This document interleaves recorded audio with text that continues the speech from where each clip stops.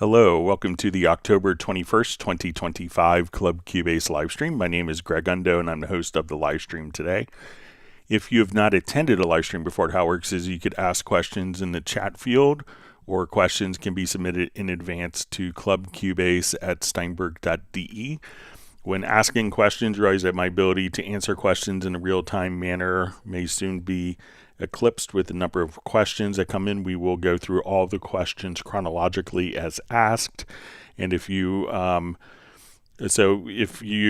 see an immediate response to your question, if we could avoid repeating the same question over and over again, that would be appreciated. And if you want to send questions in advance, you could send it to clubcubase@steinberg.de. When you ask questions, if you could specify which version of Cubase that you're running. So if it is Cubase LE, AI, Elements, Artist, or Pro, also which version number, so if it's like 12, 13, or 14, and the operating system you're using, so Windows or Mac OS, that information is often helpful in helping solve problems. We should have an index of all of the topics that are discussed in today's live stream pinned to the top of the comments field several hours after the live stream ends. So if you want to refer to that as reference, so there will be timestamps, so you can just click and navigate directly to that spot within the live stream. If you wanted to search for topics that have been covered in previous live streams, you could go to cubaseindex.com. And we want to thank Jan for creating the cubaseindex.com from Stockholm. So there we may have topped 42,000 questions or so with the last live stream.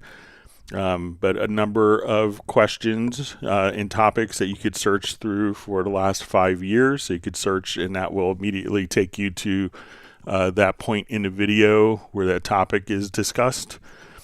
We have two people that serve as moderators, Jazz Dude and Agent K. They're not Steinberg employees. They just really do it to make it a better community experience for everyone. So we want to give a special thanks to them. We'll give an extra round of appreciation and share our appreciation to Jazz Dude for his work with the unofficial Cubase Nation Discord as well. So that's a great resource of information, different links, downloads, tutorials, articles that are relevant for the Steinberg community. So once again, my name is Greg Undo. I work for Yamaha Corporation of America, and I primarily focus on Steinberg products. And I'm presenting today from the United States, just outside of Washington, D.C. area in Alexandria, Virginia. And if you are watching the live stream or afterwards in the comments, you could just let us know exactly where you are and just introduce yourself. It's always great to get to see where people are checking in from around the world. And with that, let's go ahead and get started. All right, so we see Stefan checking in from Sweden. We have Mikkel Hovel just saying hello and everyone. So let me know if I'm pronouncing it, if it's Michael or Mikkel, just so I don't mispronounce your name all the time. It's great to have you on. We see Jan from Cubase Index. We see Rick from Bratman Studios says, hey Greg, what's better than a beautiful day, a bowl of multigrain Cheerios and Club Cubase in the morning, Pacific Standard Time, of course. Your meal may be different. Thanks for all you do, Rick from Whittier, California. Well, we hope you have a nice live stream breakfast combination. All right, always wonderful to see Jazz Dude checking in. We have Rafa Kuba just saying hi. We see Tony Trunzo saying hi to myself and to the Cubase Nation from Australia. Thanks for joining us very early in the morning where you are. We see Uno Memento joining from Finland, who's saying hi to Jazz Dude.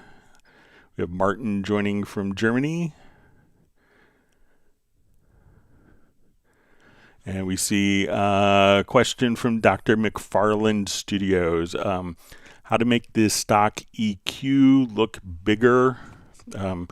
So when we open up kind of our stock EQ plugin, so we come over here, we could see our particular plugin here. So this, it will be kind of fixed based upon your screen resolution. If you're on the Windows platform, this isn't on the Mac OS platform, but if you go to your Windows platform, and if you go to the edit menu, you'll see preferences. On the Mac OS, it's going to be found under the Cubase menu to settings. And once we're here, you'll see under general that you could come over, and on a Windows platform, you could choose to use high DPI, and then you'd have application scaling. And with the application scaling, that can make this entire window look larger. The built-in channel EQ is also available as a plugin if you open up the Studio EQ. So this could be kind of a larger representation of what you're doing. It might be about the same size. It's slightly larger. So that might be able to help a little bit, but this will be kind of fixed for this particular size based upon your screen resolution. All right. We have Manfig checking in as Manny from Santa Barbara, California. He's running Cubase 14 Pro on Windows 11. Great to see Ted Springman joining from Sherman Oaks, California, LA area. All right, we have Pete Will just joining from Western Australia. Thanks for joining. All right, we see Michael Teams joining from Weatherford, Texas, where it's a sunny day in North Texas. All right, Jim Purcell is checking in from Tucson, Arizona.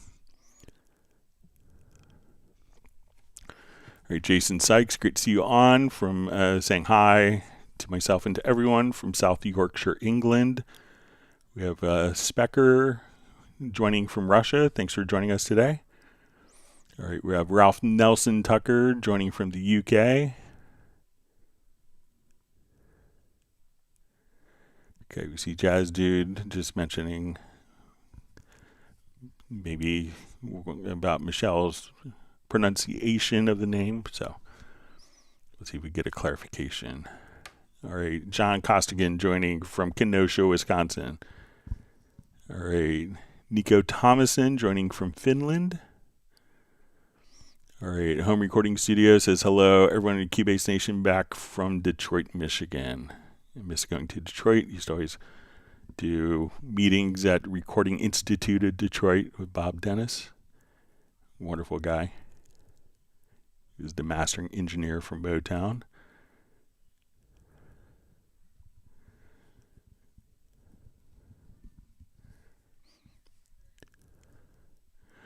All right, Dr. McFarland Studio says, geez, I didn't even see the equalizer tab. Haha, thanks for trying to learn Cubase in the next 60 days. I like to pitch correction options. So yeah, and that's why we do these live streams, because sometimes people come over here to the channel EQ, and if we come over here, we can see the EQ. And it also, some of the plugins, we will allow you to, like if you go to the Dynamics plugins, if you click on the edit channel, that would open up like different interfaces directly there, so you can see those larger. So this way it's kind of almost like a 500 series rack, but if you want to, you could, for like the EQ, you could also just kind of click right over here and have a larger view of the EQ.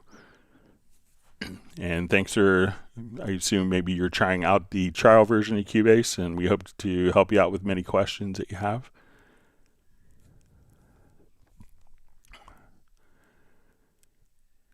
Okay. Michael Teams has begun his ice cream distribution, says giving 1 gallon of butter pecan ice cream to John Costigan. All right, we have, is it Tech Music or Tech Music from Johannesburg, South Africa. Always wonderful to see Vince as Fly-V checking in from Winnipeg in Manitoba, Canada.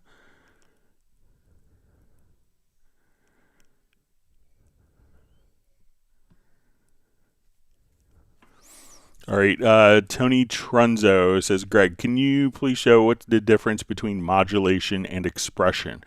I can't hear what's different. Can you please explain? Thanks. Okay, so let's say if we want to come over here and we have like an orchestral instrument, and I have this on, let's say, a legato patch. So right now I could just take my modulation. I'm just going to come over here to my modulation wheel. So when we're trying to emulate instruments that can change their dynamics after the initial attack, so think of like a wind instrument, a brass instrument, strings, you know, where we could do stuff like this and have it get louder, or do, you know, decrescendo.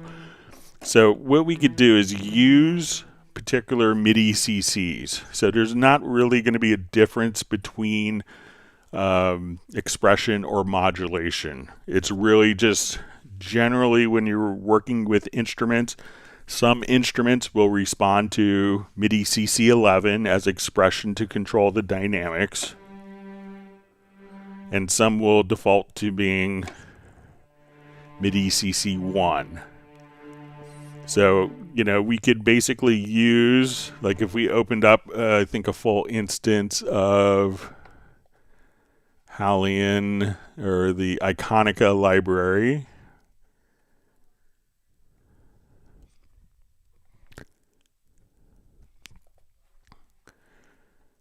Okay, so let's come over to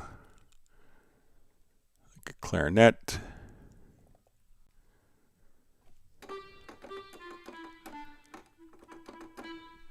All right, so now when we go to like a legato patch again,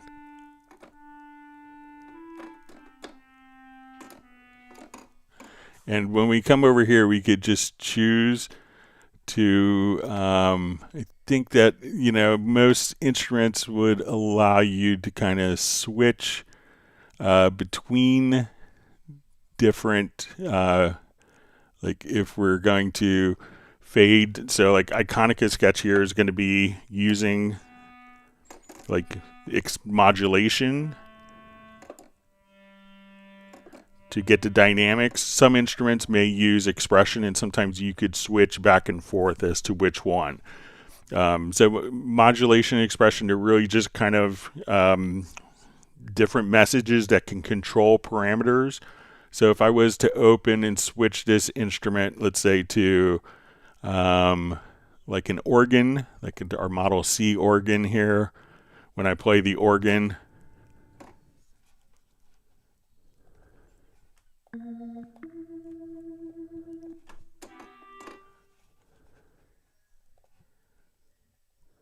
here I'll just,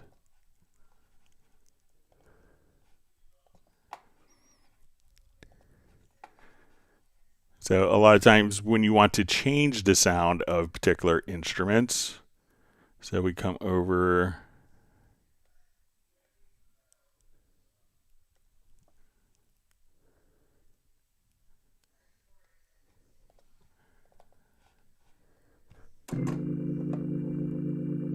so often like on organ patches, we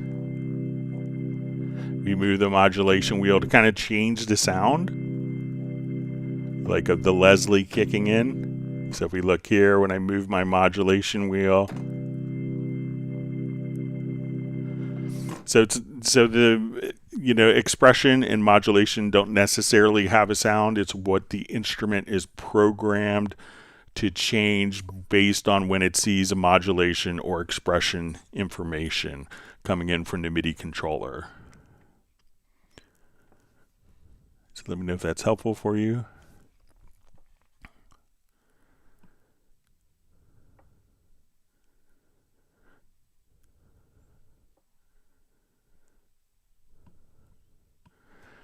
All right, so Ted Springman asks, hi Greg, can you review basics of quantizing a vocal by percentage and if possible in real time to show how much to apply?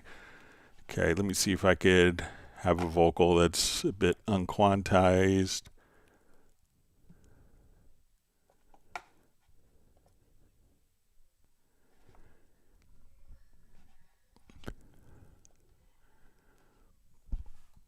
Okay, so let's say,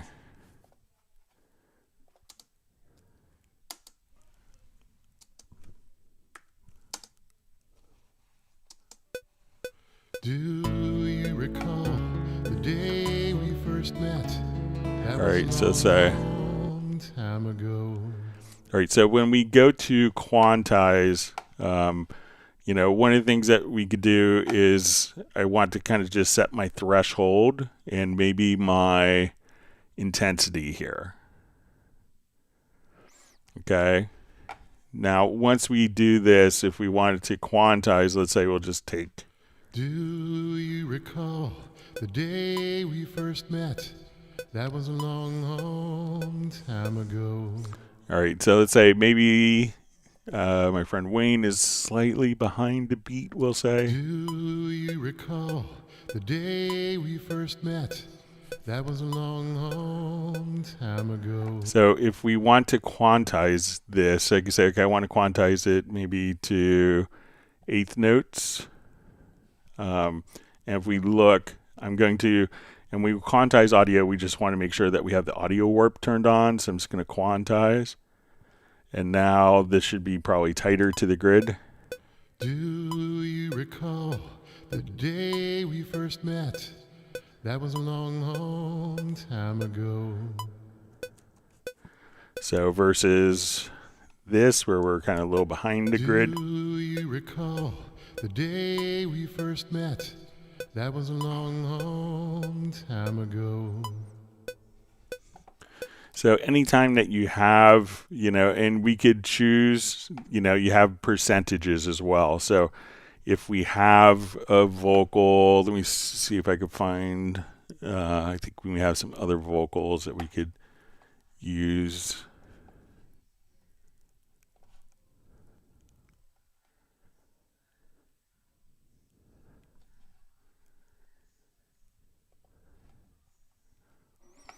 Okay, so let's come over here.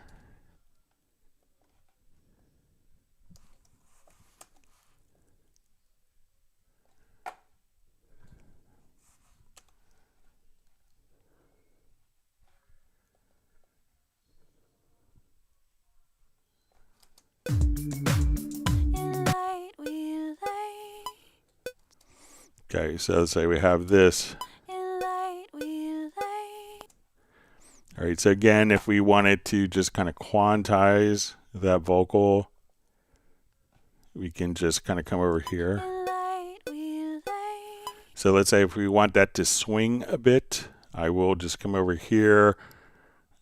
And now we could, I'll just put to an exaggerated amount here. So as we do kind of our quantizing, you could do different percentages. So there isn't like a real-time quantize for audio. The audio is going to be captured, and then you could quantize afterwards. And if you just have like one particular word or something that's out, like let's say this middle word is out, what you could do is, you know, and this is kind of, if you wanted to do kind of just a quick, almost like a spot quantize, if we activate free warp, and you may have to zoom in just a little bit, you may not see the free warp markers until you're at a certain zoom factor. Otherwise it could be all just kind of yellow vertical lines. So this would allow me, when I go to just to the right of the warp marker, and these warp markers can automatically be extracted from the particular hit points. And if we go to real-time processing, we could just say create warp markers from hit points. You can also just place warp markers in freely. So let's say if this was, if we know that the attack of this note we want on this particular beat, we could just go to the right of it, and we see that the yellow warp marker turns white. And when that turns white, now we can just simply kind of take just the part of that particular word and just quantize the attack of that. So if you're doing kind of like a spot correction, probably free warp is a great approach for handling that as well, Ted. So let me know if that's helpful.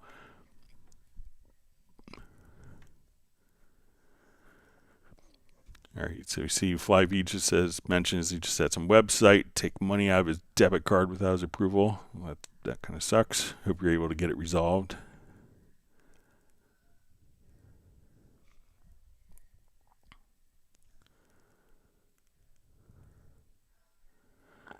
All right. So we see from Tommy Valenko. Hi, Greg from Slovenia. I have a question for you. How can I set up MIDI plugin to play octave when I press one key? So if you want to double the octave, so let's say if we come over here, we have an electric piano. Let me just turn this up.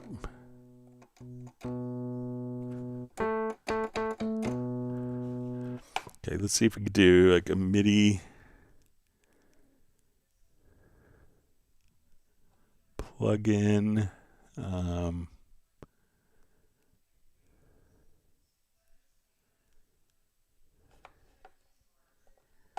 All right, so say we're going to take our notes.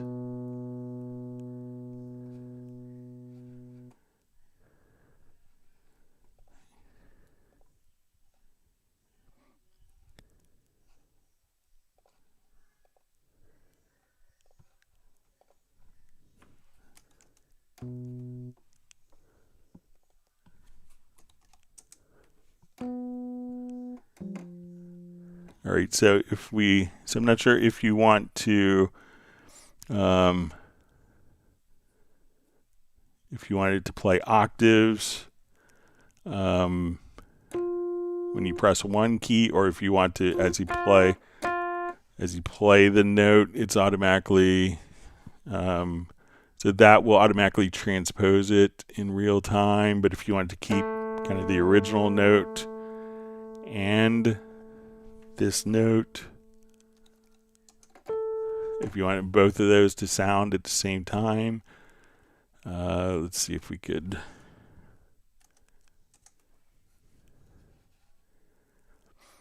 So I'm not sure if you need it to actually play. Let me just, so to play one octave when I press one key. So let me know if you wanted to play like octaves like this, or if you wanted to just play an octave higher, or if you wanted to just trigger octaves. Let's see if we could do that maybe within the particular instrument.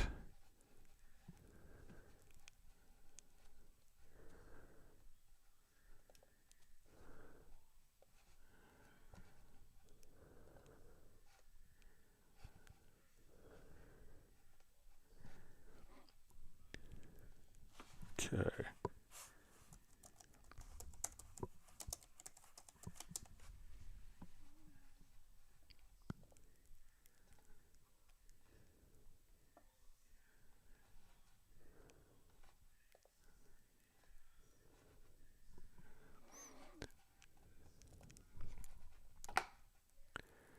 Okay, because if we want to do it within the instrument,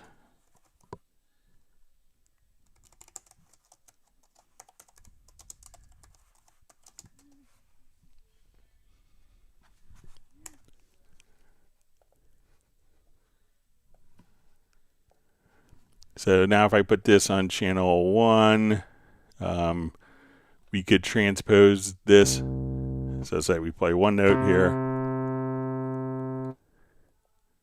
and let's go transpose this up 12.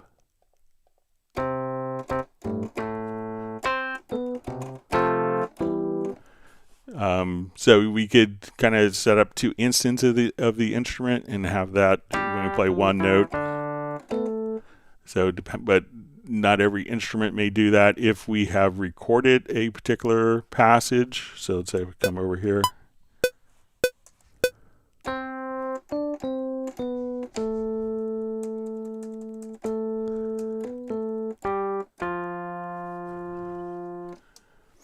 Okay, so let's say if we've recorded a particular passage. Okay, let me just. I feel the weight. We could copy the notes within.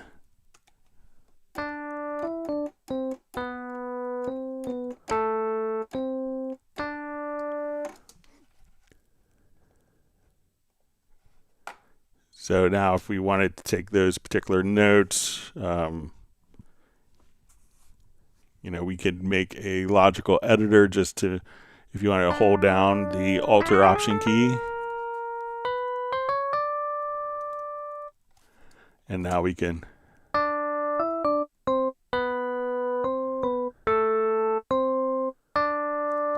so let me know if you want to actually play. I'll take a look at, see if there's maybe one of the other MIDI plugins that might do this as well. So let's see if we,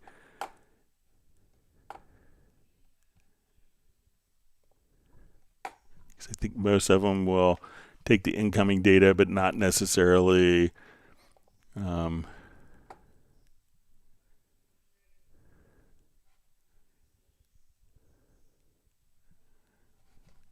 yeah, so let me know if exactly what you want to do with that, Tommy, and I could play around with it some more if you want.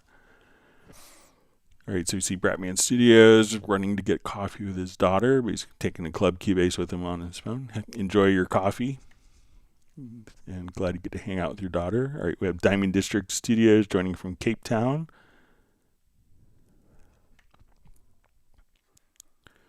All right, Michael Teams has granted Ted Springman 1 gallon of strawberry ice cream,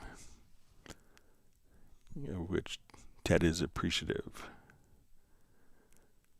All right, Uno Memento wants people to whack the like button.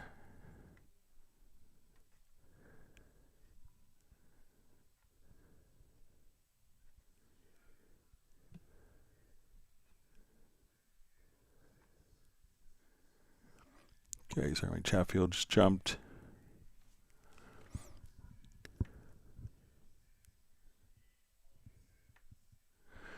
All right, so Specker asks, why when I add a plugin to insert slot, it doesn't show? I should click on insert slot every time to see its interface. Okay, so usually when we come over and we have a particular insert effect, we'll come over. So let's say, okay, I want to open up a particular delay. So I do that the interface automatically shows up. So look under your preferences or settings. And I think if you go to plugins, we can choose to open effect editor after loading it. And so if I turn off that particular preference, now when I go to open a plugin, the interface doesn't open. But if I go to add a plugin, I'll re-enable this preference. So VST to plugins. To open effect editor after loading it, come over, hit OK. And now when we go to open up, let's say, our black valve, then immediately the interface pops open. So again, come over here to settings, to plugins under your preferences or settings, and open effect editor after loading it. Let me know if that helps.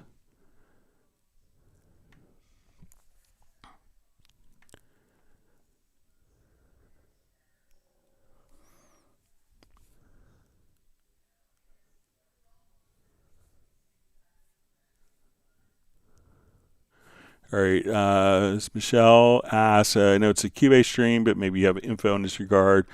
Is Nuendo planning to add the speak-to-speak features since it becomes crucial to post-production, especially in low-budget studios? Speak-to-speech, also known as clone voice feature in DaVinci, or speech-to-speech.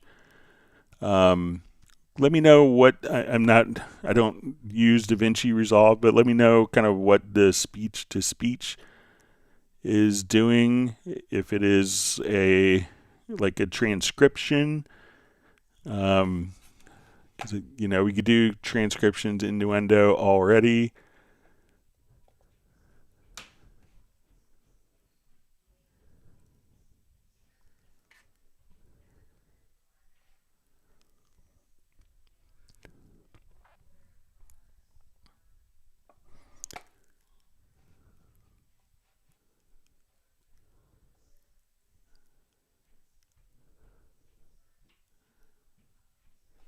Just open up.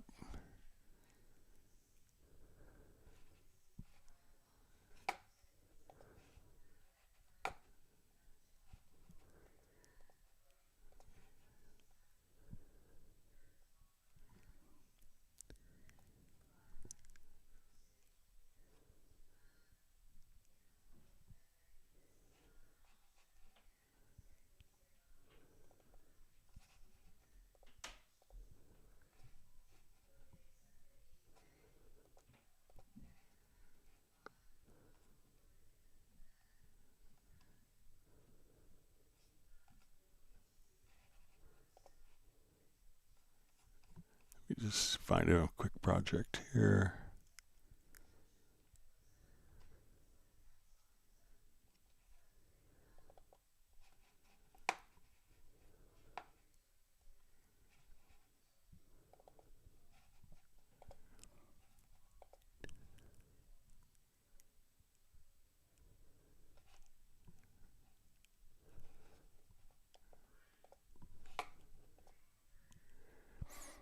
All right, so let's say if we have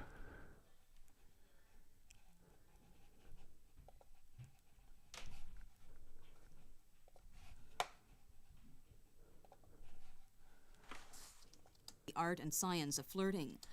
all right, so if we come over here, I think that there is, I haven't really played around with this so much, but there is kind of like transcription.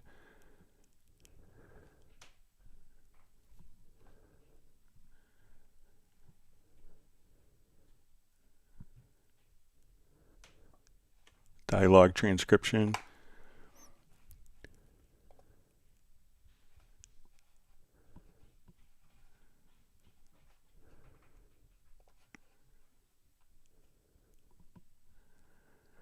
So let me know if that's kind of what you want it to do is more like a transcription, but if you go to your project menu, we could choose dialogue transcription.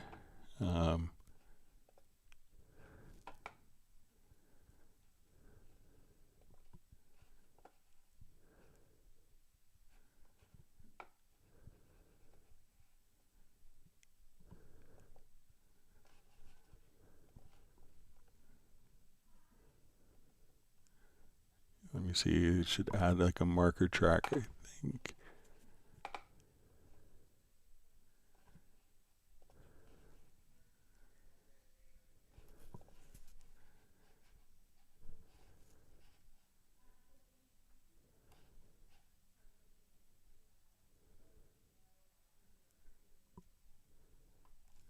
Let's see if we need to have a marker track here.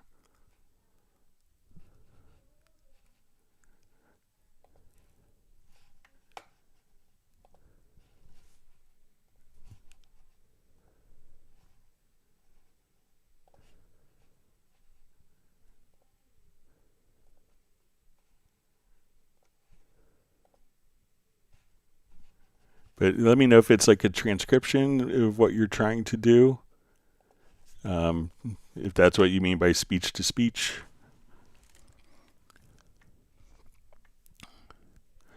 All right, great to see Tim K joining from Zeist in the Netherlands. His cat buddy is waving hello to my cat Steven and Stella, Mark Raven's dog, and other pets that are nearby.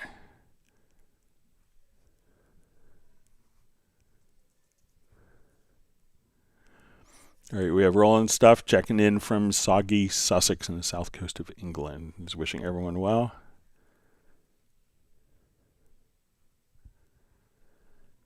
All right, we see Fly V's got his debit card situation sorted out. Hope it's not a pain for you.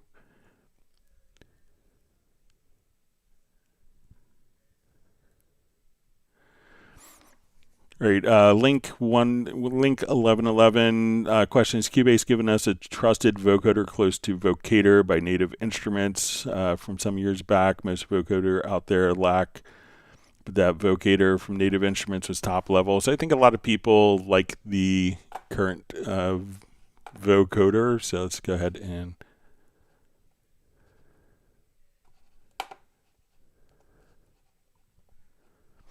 All right, so say we have day after day after. All right, so we want to just come over here to the pitch shift. Let's go to your vocoder, and we could set this up so as we, and if we say, okay, we want to send MIDI from an external device, let's go ahead and I'll add a MIDI track. For its output, we want to send it to the vocoder. Just make sure it's on.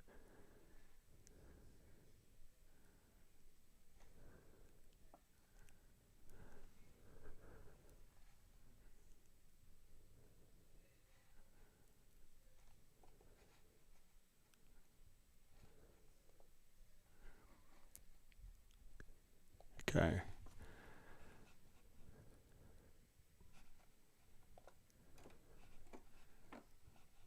All right, so now as we play, just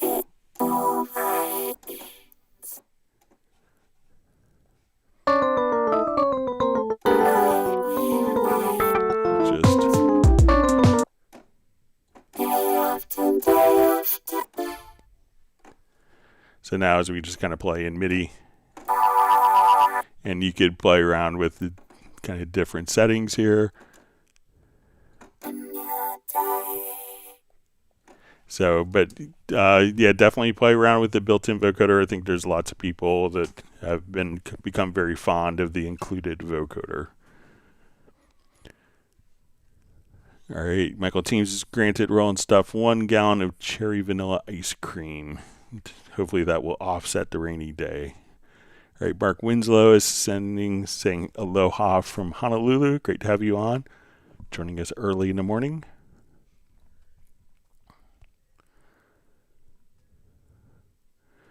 All right, Flybees received 1 gallon of Dutch chocolate ice cream for his debit card issues.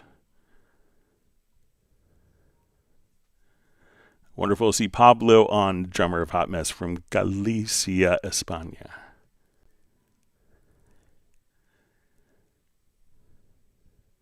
We see Dwight Cunningham checking in from the Bahamas. Michael Team's very happy to have Pablo on. He's received 1 gallon of nougat ice cream.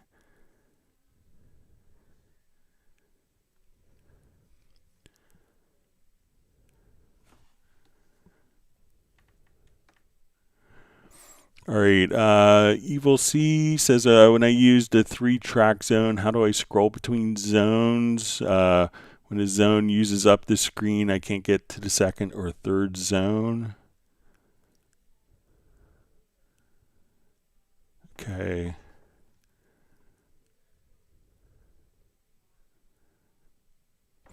All right, so maybe I'm not clear what you mean by zones. So a lot of times zones would be where we have kind of like the project window. We can see like the lower zone here, the right zone, and then we have kind of like the channel zone, inspector zone. And we could just kind of hit the tab key to go back and forth between these. And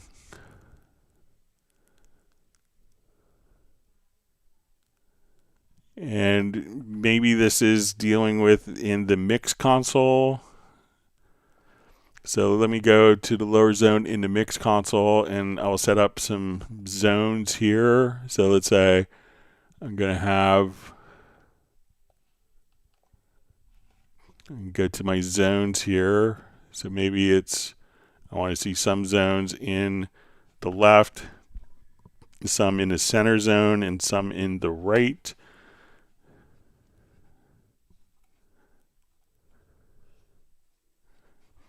All right, so as soon as we kind of click in, I'll just do a cleaner.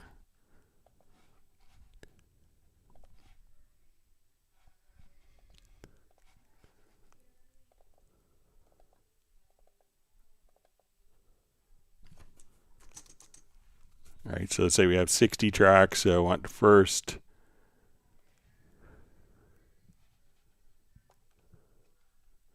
20 to be on zone, the left zone. Let's say the right zone for through 40.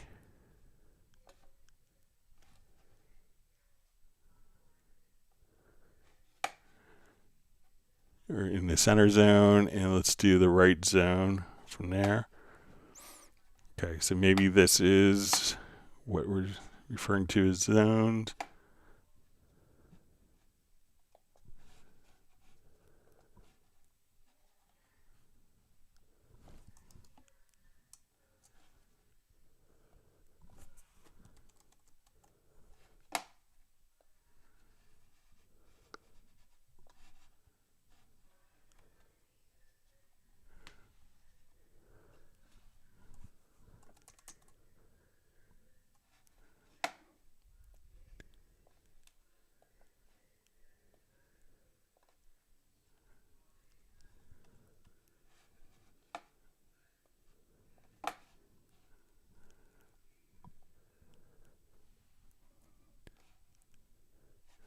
All right, so here we can see like zone.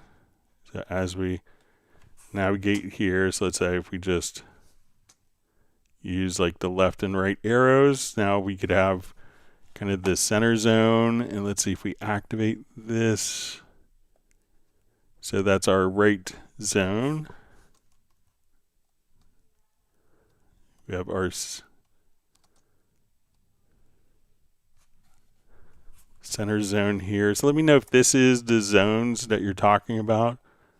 And I'll just take the mixer to full screen, see if it, let me show the fader here.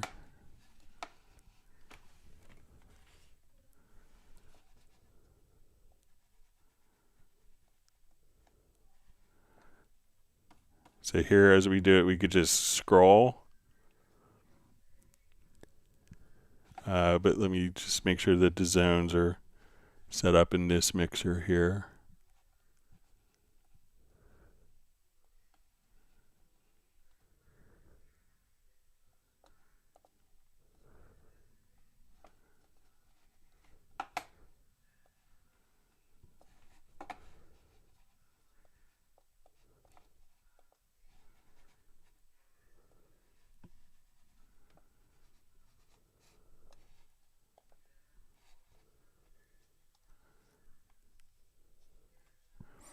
Yeah, so it looks like it's going to scroll within the particular, the selected channel.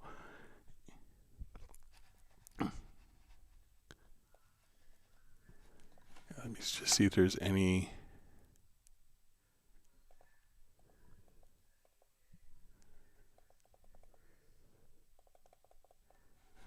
Yeah, it seems like it's kind of stuck within one particular zone. I'll play around with that and see if I get like a better answer for Friday's live stream.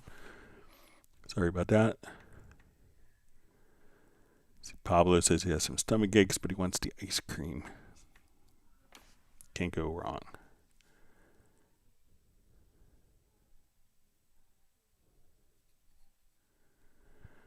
All right, so link 1111. So yeah, we did see your question. We'll just get through it in order.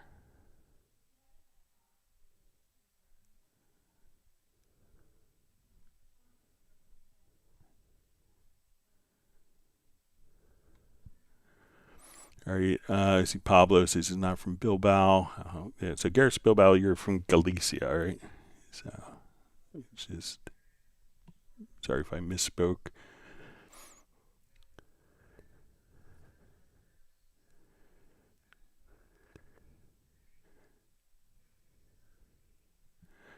All right, so we see David Kovac. It says, hi, all, back at it. Nice that this exists. Greg, thanks for your dedication. So you're welcome. Thanks for being on the live stream.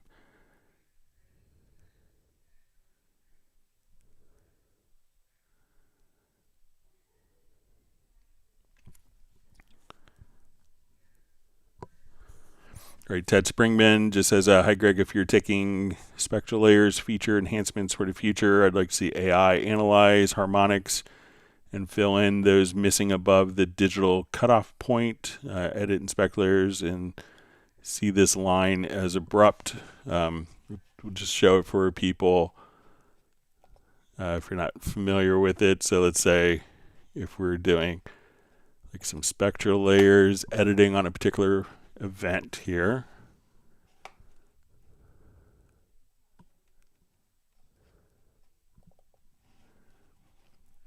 So we'll come to this particular event.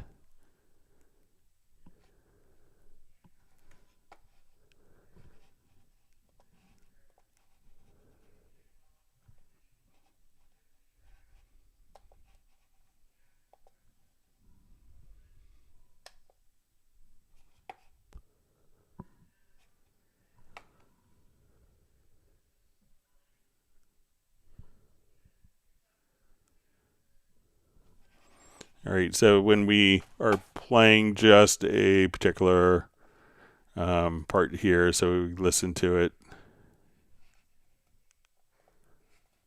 we can see kind of these lines. And as we kind of are working with this, we could see, as we zoom in here, we could actually kind of see like the fundamental harmonic, the fundamental frequency followed by the harmonic overtones. So do you want it to automatically analyze the harmonics and fill in those above the digital cutoff point? So what would be the cutoff point for you that you'd like to see? Because I think currently this is up to 20K. So let me know if you need... if it's like harmonics, the overtone series above 20K. So if you could let me know that, then I'll be sure to pass it along. All right, Tim Weinheimer, great to see him on from Mission Viejo. And he's received 1 gallon of Kahlua mocha ice cream.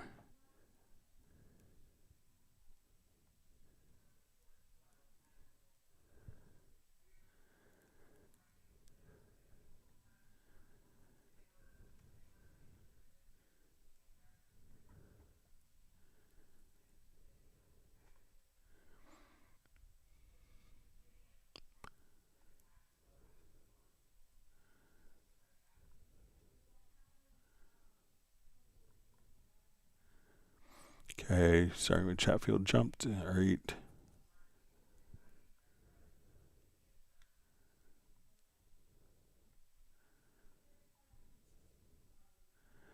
All right, we have John Koutsalinas sending greetings from the UK. Thanks for joining.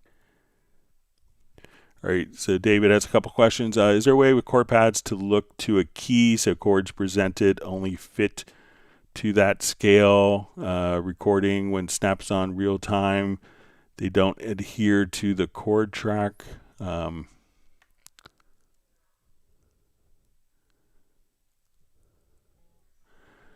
Okay, so there are presets that I've made on the chord pads. So let me just come over here. All right, so let's...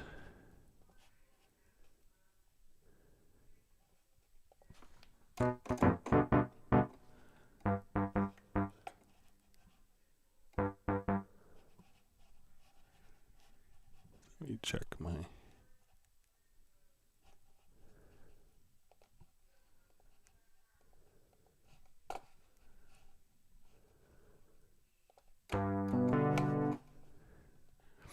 Okay, so let's say we have this particular, so if we go to our chord pads and let's say we activate them, and I'll just have this do playing chords.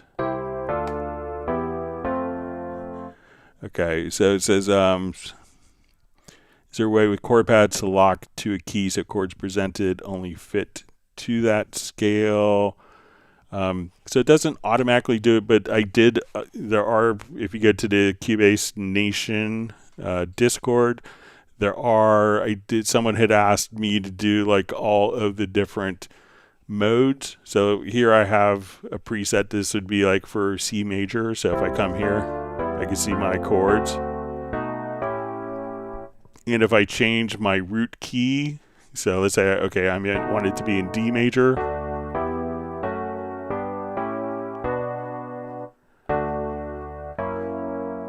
We could come over here and, okay, I want it to be in like Locrian key, or Lydian. We can now just kind of come over here and change kind of the root key, and then we could have all of these particular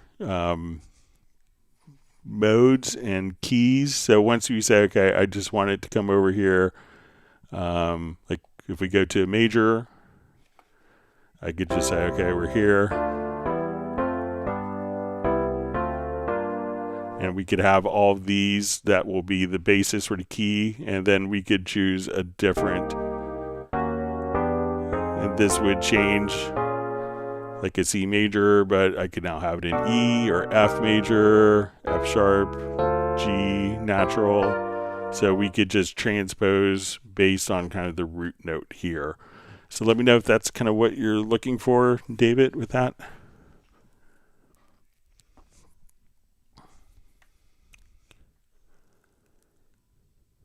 All right, Michael Teams has granted myself and my family 1 gallon of chocolate chip ice cream. All right, so we see Specker just says thank you very much. All right, Pablo is just requesting a mocha for me. So I have another 3 hours and 8 minutes before I have my mocha. But thank you, Pablo, for the thought.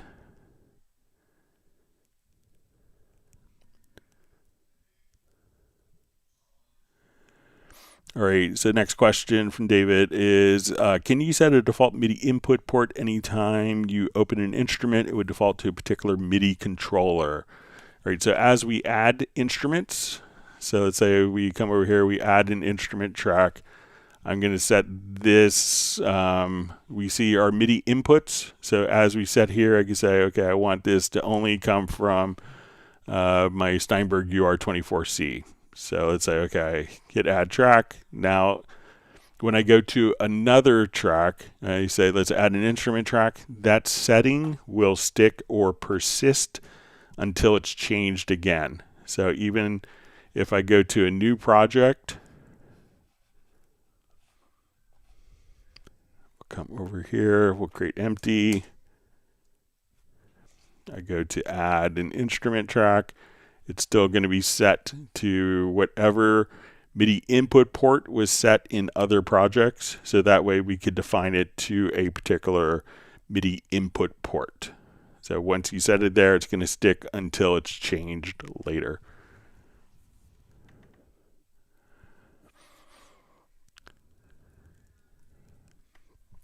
All right, and we see another question. What is the tip to solo a note lane quick and mute the other note lanes? Okay, so let's close out our project here.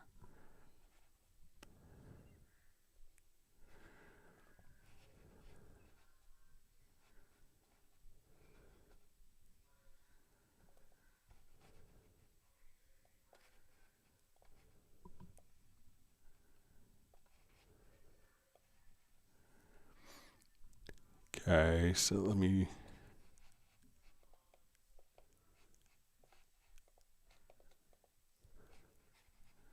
say we have some repeated notes here. All right, so let's say I wanted to solo only the A sharp 1 note. All right, so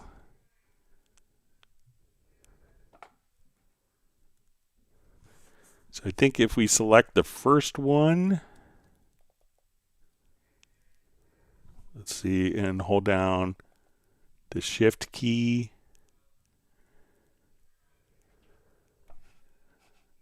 And let's see if we do.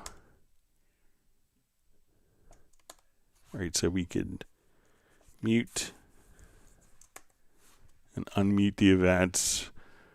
We could, so I think when we solo, it's going to solo everything in the editor, but we could do it in the drum editor pretty easily. So let's say if we're in our drum editor, I could come over here and we have the ability to, when we solo, we could also choose just to we could just kind of click on this icon and then we could solo that, but we could probably make a macro if you wanted to do it. Let's see if we could do a quick macro. So let's say we want every A sharp 2. So I'm going to shift double click and that's going to select everything. And we could go to invert selection and then mute. So if we wanted to do that as a macro,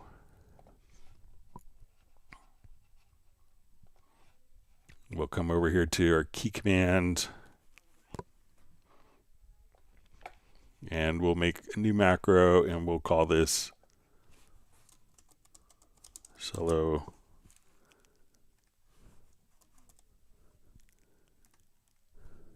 selected MIDI.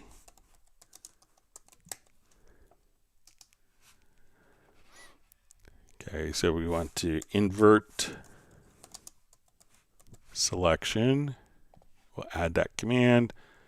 And now we come over here, mute events, add a command. So now once I have this kind of soloed, I can now just run that macro and solo just those particular notes, and we could choose to come over here and undo. So let me know if that's kind of what you want to do. So again, shift double click on the notes you want to hear. You go to your macros and solo selected MIDI. Then you could do that and you could have a keyboard shortcut or MIDI remote do that. So let me know if that's kind of what you want to accomplish, David.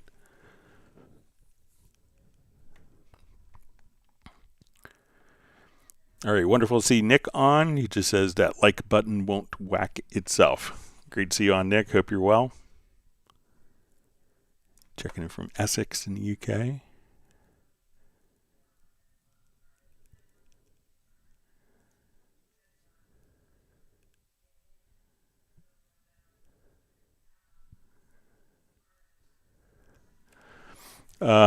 So you see from Anurag Sharma says, do we have production, mixing, and mastering courses, especially working with Cubase stock plugins? If yes, can you please guide to the relevant courses? So I don't, I would check out, there's obviously 520 live streams or so that you could search. It's not kind of broken down into like lessons. Check out One Man and His Song, I think is a great YouTube channel. I think he's a wonderful teacher. I would kind of play around with that. But sometimes as a course is developed, the development of Cubase is faster than what kind of academic guides and study courses can keep up with.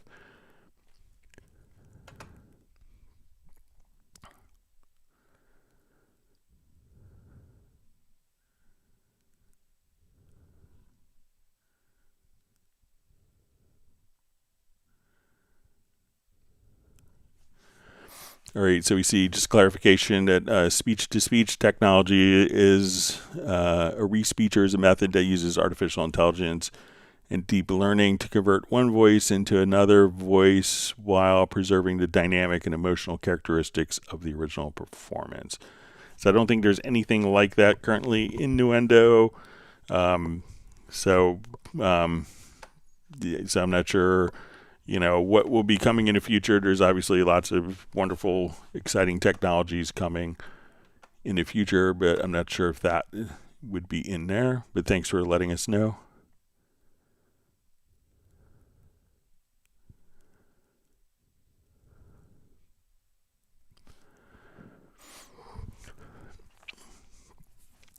So we see, hi Greg, do you know if somewhere in the future Cubase MediaBay will have the ability to look for similar sounds? This feature in Ableton Live is so cool. So, I think, obviously there's a lot of, I think that, when you're using some software titles, that there's a lot of stuff that's already kind of predisposed for what kind of sounds, whereas I think maybe Steinberg users have kind of a wider palette of sounds. So I'll make sure to kind of pass it along as kind of feature request. But we'll, generally we don't talk about stuff until it's actually released.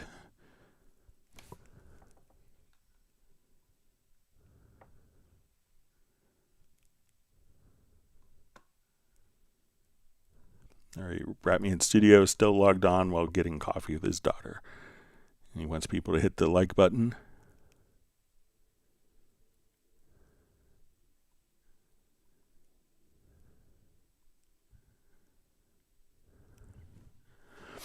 All right, so we see from Ted Springman, says, thanks, Greg. While editing a vocal, is there a real-time pitch correction I can apply by percentage as I listen? All right, so let's say we'll come over here, and I'll just kind of loop this part here. Let me activate the project. All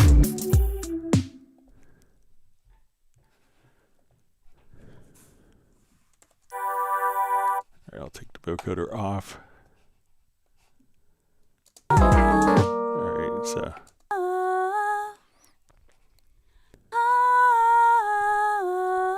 All right, so let's say I'm here, and I just want to take this. So from the info line, we could transpose.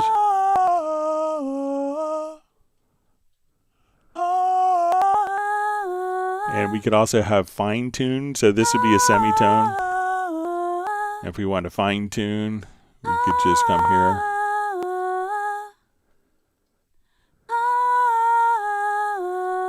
So if you're convinced that tuning to 432 is the cosmic answer, you can just select everything and it will kind of tune it.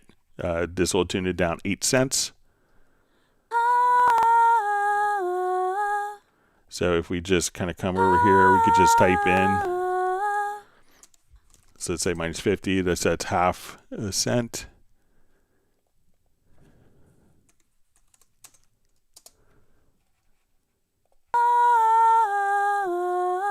So if you want to do fine tuning, come here. So if you want to go sharp,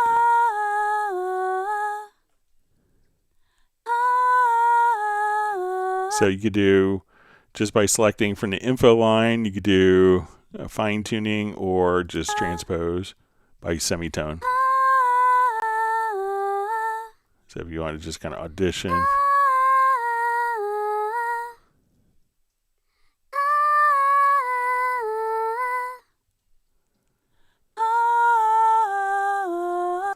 So let me know if that works for you, Ted.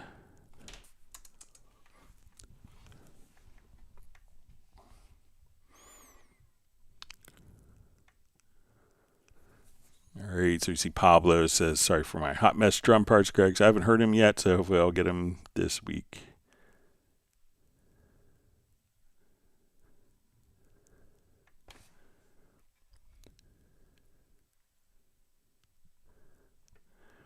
All right, so we see Soren says he must blatantly announce that he's released a new song now available almost anywhere, East Street, with the song Permanent Order. Thanks, Cubase community, for all. Yeah, so I'll definitely check that out. Thanks for letting us know, and congratulations. It's always a big deal to get a song out. It's really easy to have a song that you're working on and to never finish it and have all sorts of great stuff that's kind of not quite finished. So congratulations, Soren, on that.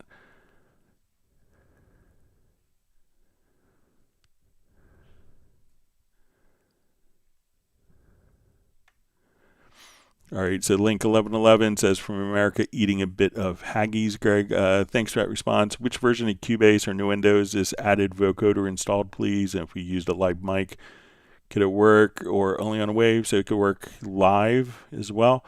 I think it was added in 13. It was 12 or 13. I believe 13 is when it was added, but...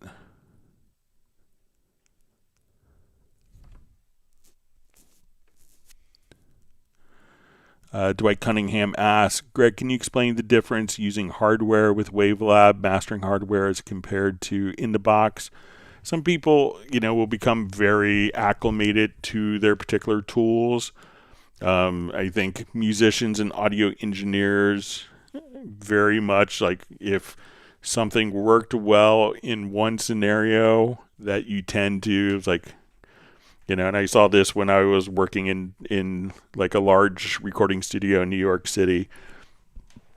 And it's just kind of like the typical workflows. And it's like, okay, there's a bass, so we run it through the API 550 EQ. Why do you do that? We just do. It's a bass. We run it through this EQ. We just patch it in. And people don't think necessarily as to why they do that. It just becomes kind of a standard operating procedure. So there's a lot of like audio workflows that are like that. Sometimes people will have like really high-end processing for mastering, like if you have a Weiss EQ, and if you spent, $10,000 or $20,000 on a really high-end mastering quality processor, my guess is you're not going to be so quick to use the plug-in equivalent, regardless of if it gets you there, exactly the same or 95% the same. So I think that people still will, a lot of mastering engineers have invested a lot into their particular hardware, and it's kind of tied into their monitoring systems. That said, I think that there's lots of people that get great results doing everything in the box. But, kind of like a recording studio may have a large mixing console, so that when people come in, they're like, oh, this is why I'm paying for the studio, is because they have this large mixing console and I don't have one. So whether that mixing console gets used or not in your project could be another story, or if it's just you're going to an environment that's kind of set up with one and you feel good about spending money there. And that could be the case for mastering engineers as well. So I know a lot of high-end mastering engineers, and they will incorporate, plugins, and they're not going to give up like their favorite processing gear, but it's really just different flavors. Can you get great results all in hardware? Yes. Can you get great results all in software? Of course. And will most people kind of use a hybrid approach between the two? I think most high-end mastering engineers kind of take that approach with it.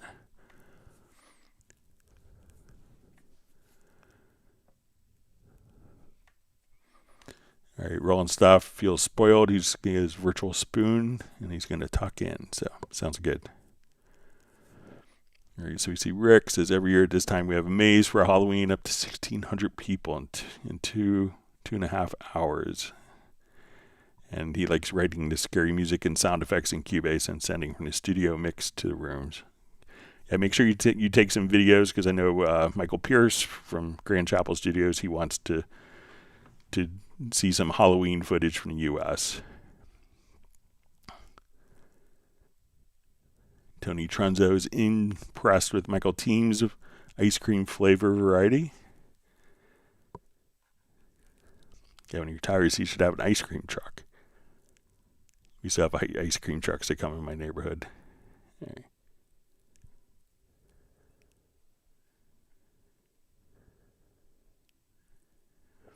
All right, Sounds by Themo saying it says hello from Sheboygan.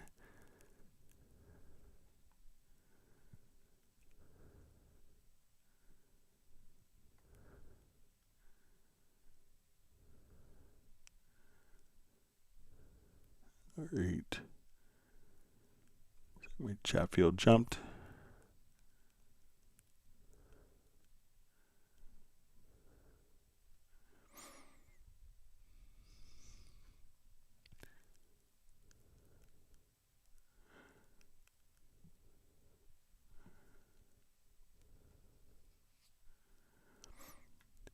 All right. We see Benny joining. We have Channel Ripoff. Just says, hi, Greg.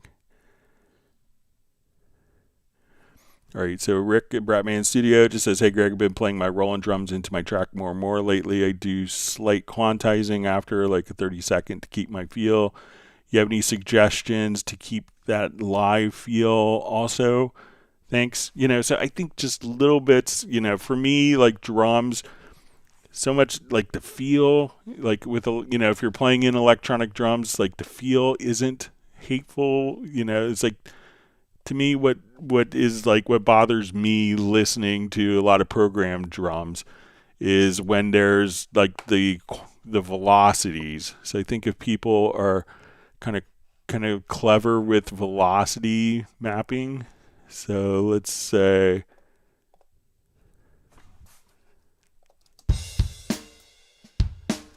all right, so let's say I'll just program just a quick, like a quick beat here, and just show you how, just tweaking a couple velocities on your drums, how that can make kind of a big difference overall.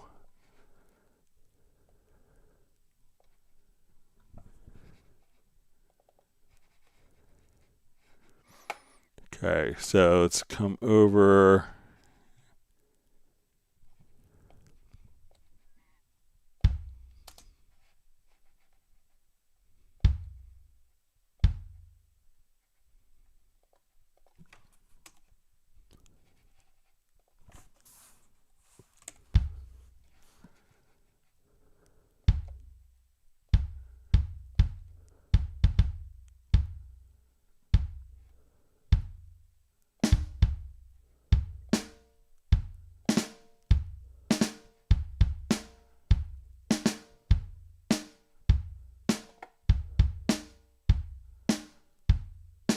All right, so we're taking like very generic pattern here, and let's go.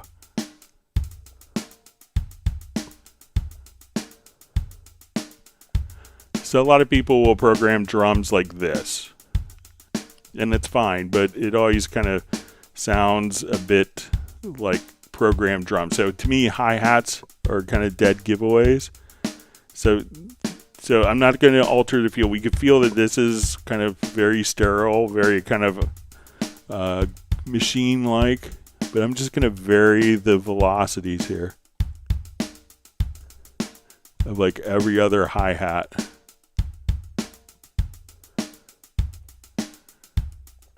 And you can make kind of logical editor presets to do this as well.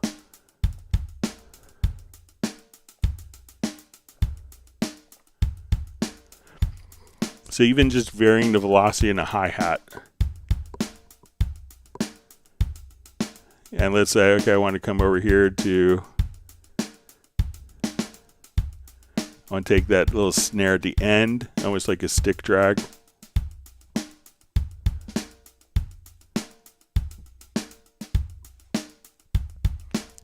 So let's say I'll just put in kind of like little random snares here.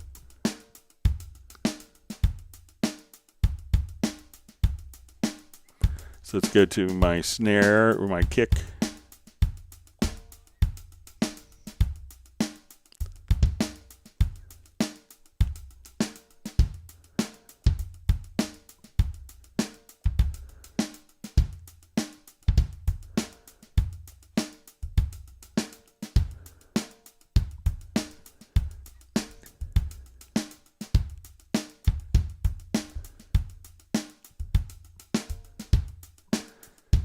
So even just kind of tweaking the velocities, to me, it's, like people, like when I see a guitar player that programs on the drum machine, it's the hi-hats are always kind of the dead giveaway for me.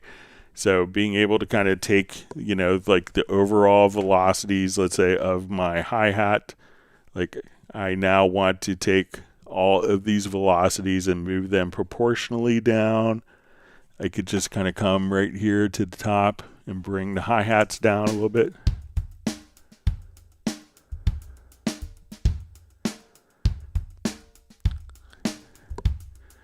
So as opposed to just coming over here with like a straight line, like a lot of people program hi-hats like this. So it's not necessarily the rhythm that bothers me as much as kind of the dynamics of it.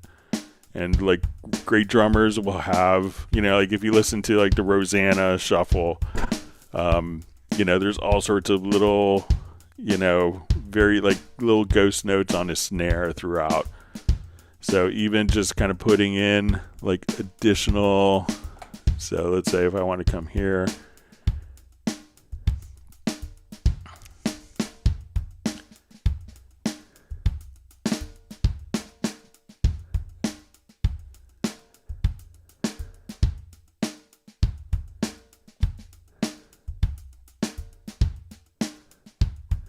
so maybe I don't like that one, but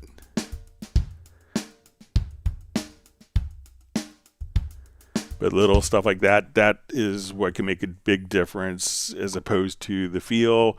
I think it's natural for drummers to be, a little ahead of the beat or behind the beat, and some drummers will get paid very well for that and have that particular feel. So, play around with velocities.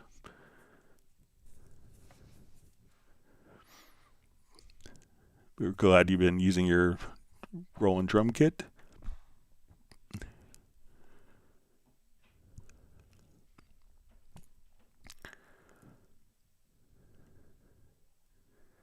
All right, wonderful to see Brian Sawyer joining from Yuma, Arizona. Hope you're well and settling into your new home.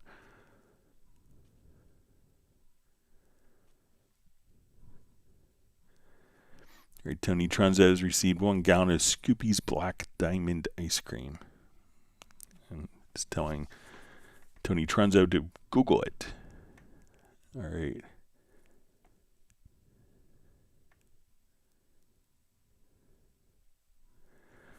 All right, Evil C says, similar to assigning a MIDI controller to an instrument, can you do that of a VST effect, or is it not necessary? So, yeah, if you want to, control like a plug-in parameter of like a VST effect, if you need to. So let's say I come over to my auto filter plugin, and I want to control this parameter from my MIDI remote.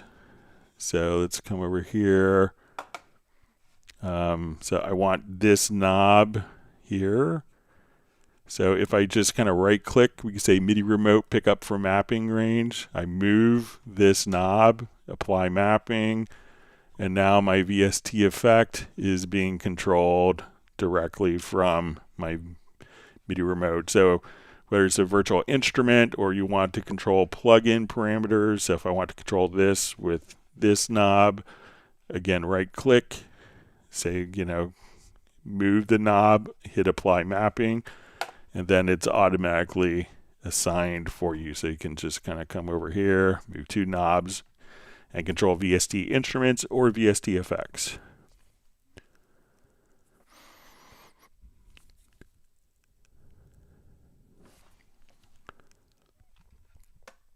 All right, so Pablo has wolves where he lives, and Brian in Arizona has black light scorpions.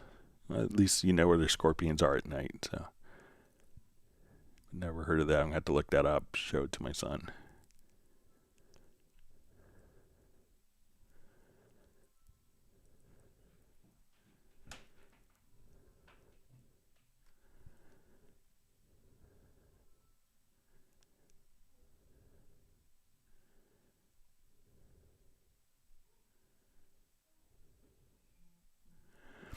All right, so FlyV just says, how can I record electric drums in MIDI form? They go through my motherboard and its audio. So generally, if you have a MIDI interface, you can just connect the MIDI out of your electronic drum.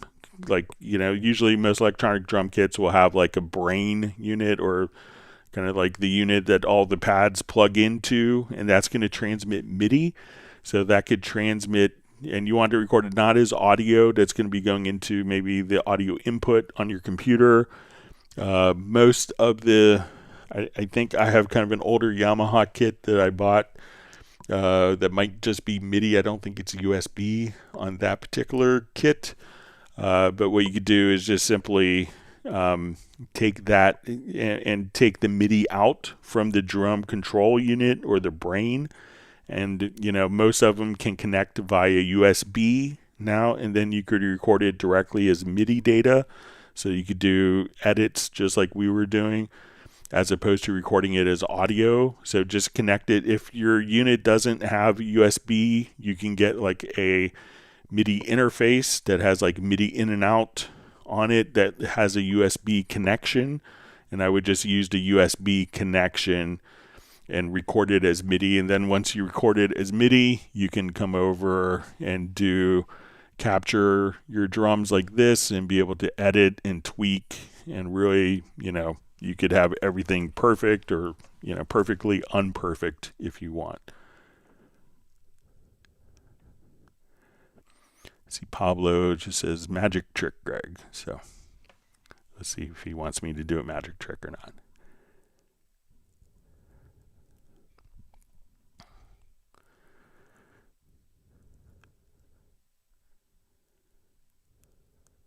All right.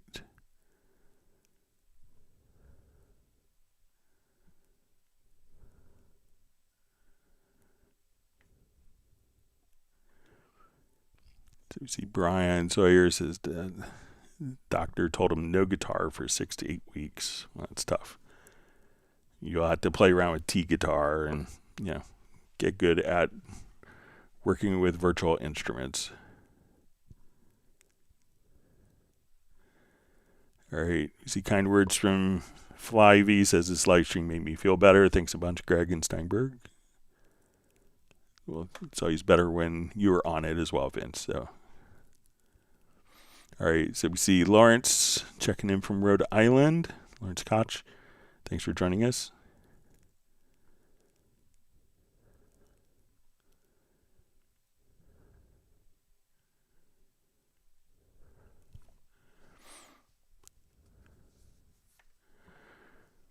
All right, Victor Alves just says MediaBay never works well. Removing the rescan disk option is frustrating with large audio libraries in MediaBay, automatic conversion from 48 to 44K and vice versa.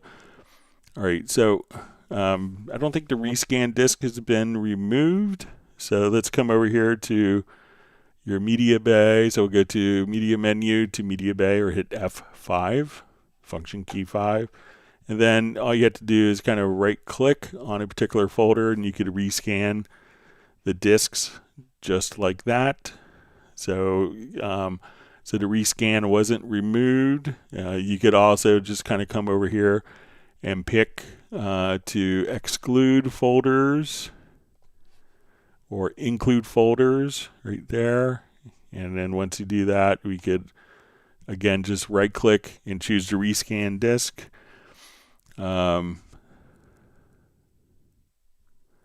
says automatic conversion from 48 to 44.1K. So MediaBay isn't really intended for converting your audio files from different sample rates. So it's often in your project.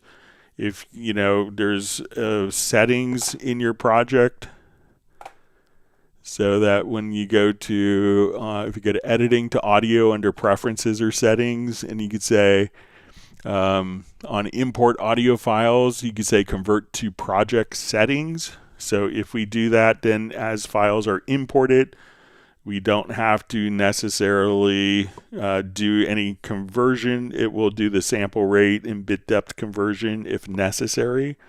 So I would think of MediaBay as being more, I'm searching for sounds, projects, MIDI files, MIDI loops, presets, but I don't think of it as being where I would do it for converting sample rates.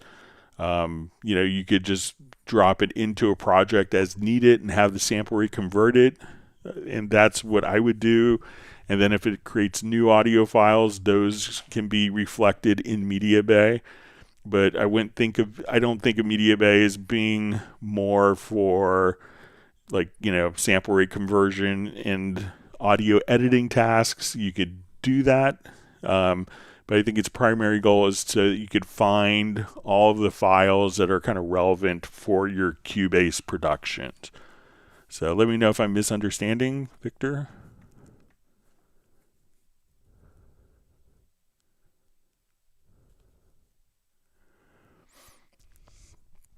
All right, so FlyV says also when I start Cubase to the hub, I have presets for mastering, production, etc., but there's no presets for recording. So I think some of those may have kind of gone away, but let me just see if I have some in mind. So we'll go to new project, which will bring up the hub. So I think the recording is if you have Steinberg hardware, these will be set up like for if you have like a Steinberg UR interface or MR816 or an AXR interface or IXO, that those are templates set up for those particular audio interfaces.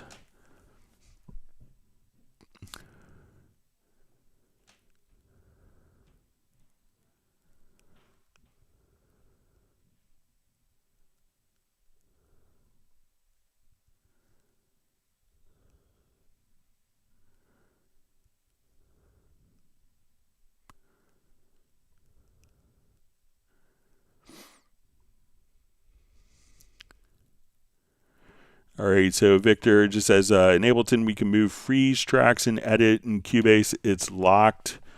That's kind of the point is, like, if you're choosing to freeze something, that it will kind of stay in place. All right, so if we're freezing this, now when we come over here, it's intended to always, be like that. But if you want it to, convert it to a to a particular file, if you just come over here, we could choose to do a render in place. So let's say, go to my render settings, and we could just say, okay, now I render in place. It's automatically placed directly underneath. We could have the event replaced. So it's the MIDI here is turned to audio, or if it's audio, we could do that. And now we don't have any restrictions on moving it. So, if you want it frozen, as the name implies, it's going to be where it can't be moved and it's not taking any additional CPU resources. But we could just if you want the ability to be able to edit, just simply do a render in place instead.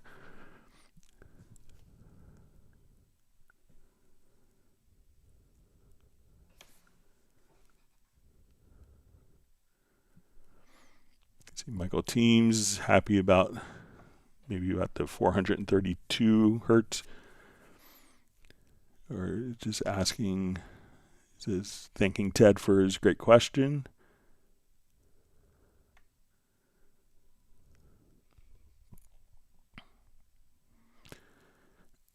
Pablo is just saying, you only need to master it, which is in Wavelab for mastering, period.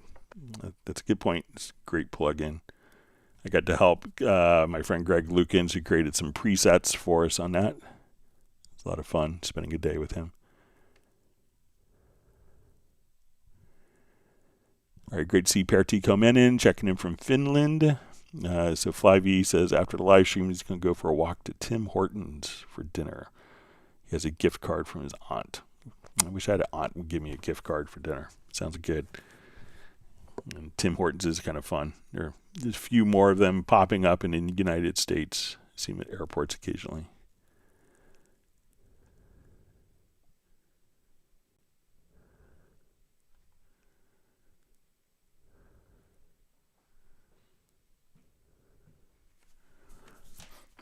Okay.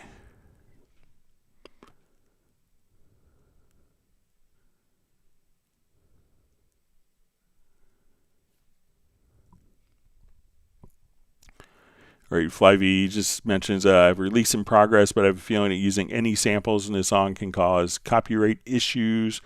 It may get kind of flagged by kind of different AI detection algorithms, but I think you're fine as long as you can prove. We've had scenarios where someone will use like in one of the included sounds with Cubase, like one of the loops, and someone gets it detected in like their release song, and then inevitably if there's like a copyright strike or something on it, people say, oh, it's an open source loop, it's in the public domain, and so we've gotten that kind of been involved with that, where it's like, okay, these are all free to use. Someone just used it before and it got kind of tagged, and most of the people are understanding about that. So it's kind of more a way for YouTube and different streaming services to sell ads in case they get a copyright strike from the copyright owner.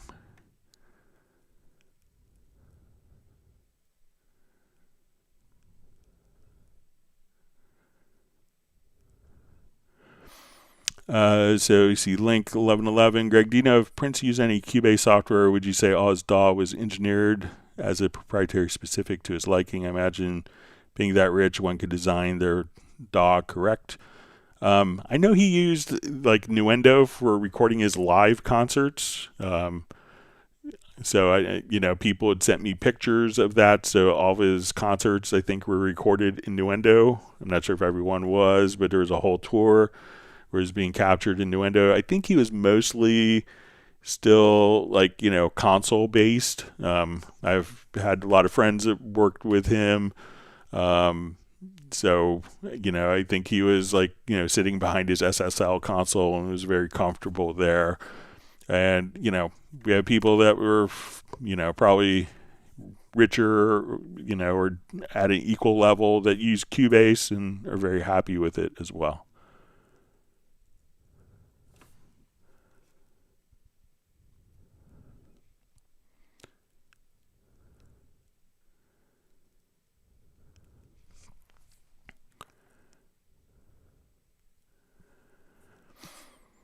All right, so we see Steve Green asks, hi Greg, is there any way of copying the 16 pads from instrument set 3 to set 4 in Groove Agent 5?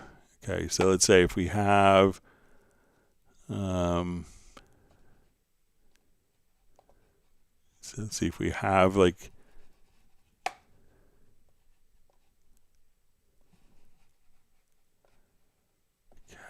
so let's say if I want to copy pads. Let's say I come over here and right click paste pads. Let me see if that does multiple ones.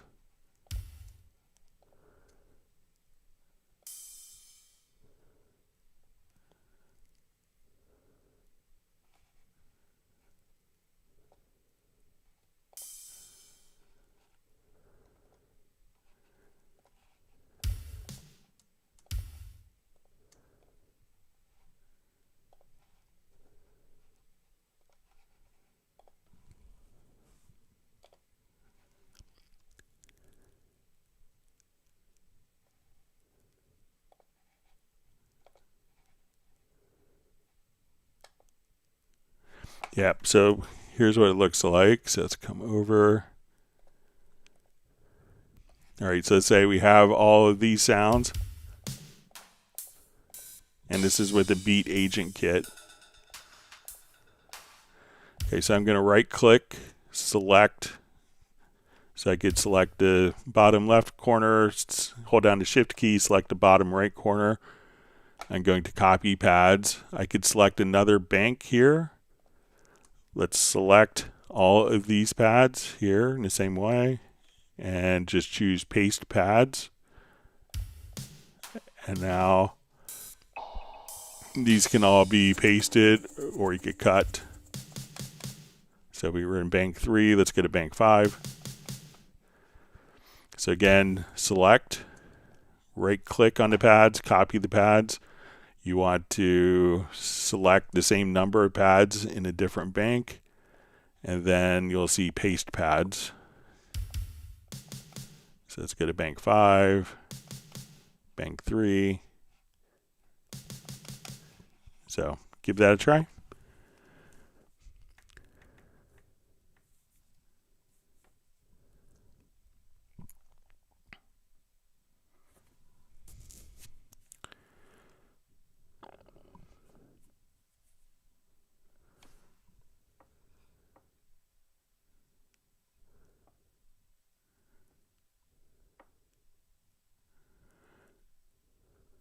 All right, so you see JB Music Lab says, hi sir, can I know from you how to compare Fab filter compressor with Cubase. I don't have a license of Fab filter. They kind of offered one to me and then they never sent it, so I can't really compare the two.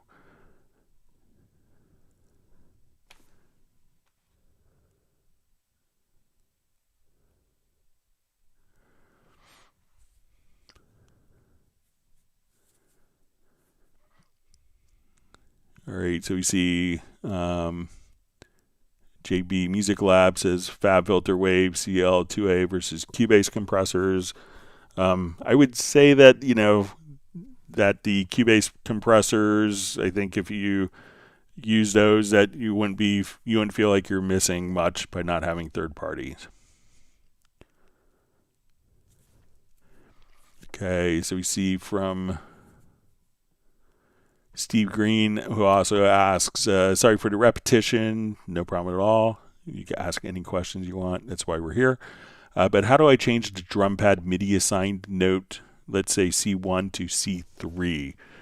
Okay, so what you want to do, so let's say this note is C1 here. I'm going to click on this little use hardware controller mapping. Once we turn that on, so when I right click with it off, we can see, okay, we see different functions. Now I turn this on. I could now see assign output. I could edit learn trigger note, or we could assign this note from C1 to C3. So now that responds to C3.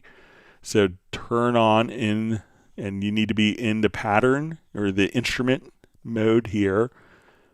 Click on the little hardware controller mapping, and then right click, and then you could assign trigger notes, or you could just learn. So if you just hit the note that you want to be, so you could just come over here, say edit learn, and now you get assigned the notes just like that. But you don't see that menu until the hardware drum mapping is enabled. All right, we see from Pablo, it just says great groove, Greg. Hopefully that was the drum thing I made.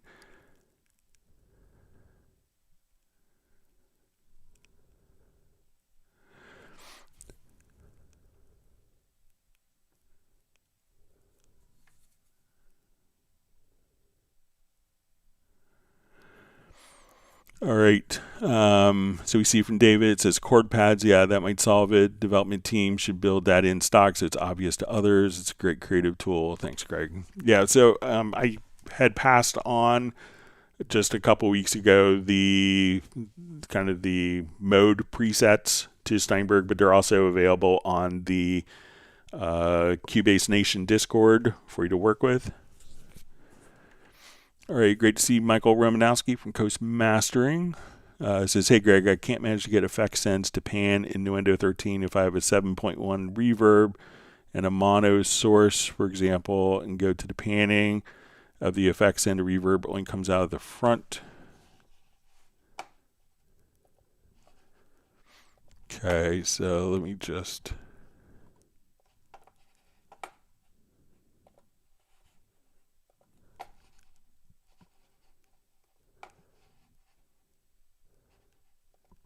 I'll just see if we can do this on.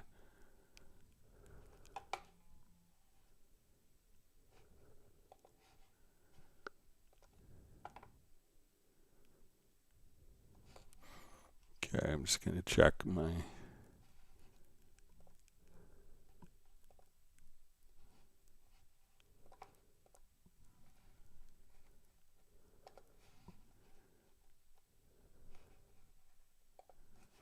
Okay, and I'm just going to do a quick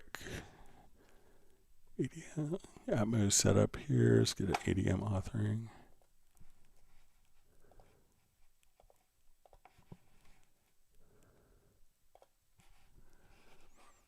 Okay, I'll just put this in binaural so that we could hear.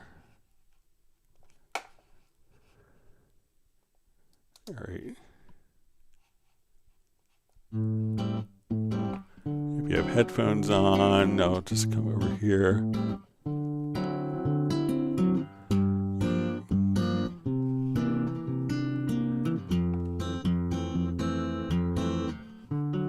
All right, so let me add our reverb here. So I'm going to add an effects channel track.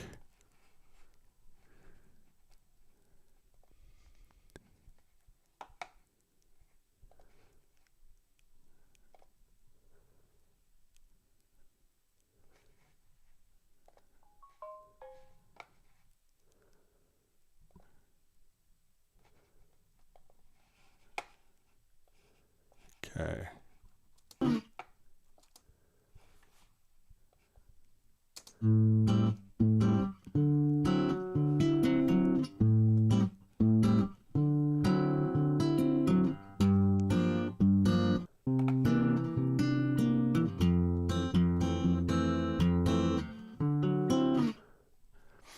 All right, so let's come over and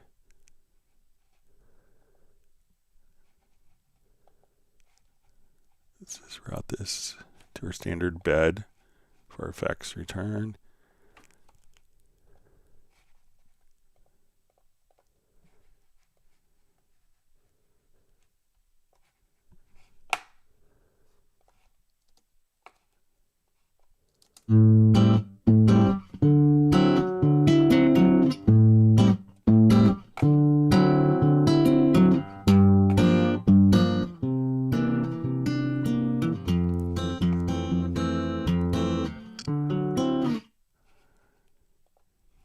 Great, and let me just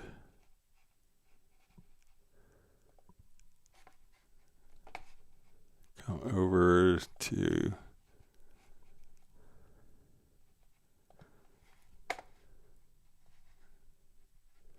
and let's go to our panning.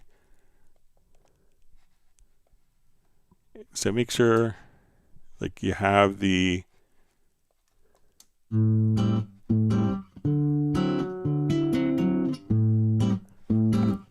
let's see if I can make it.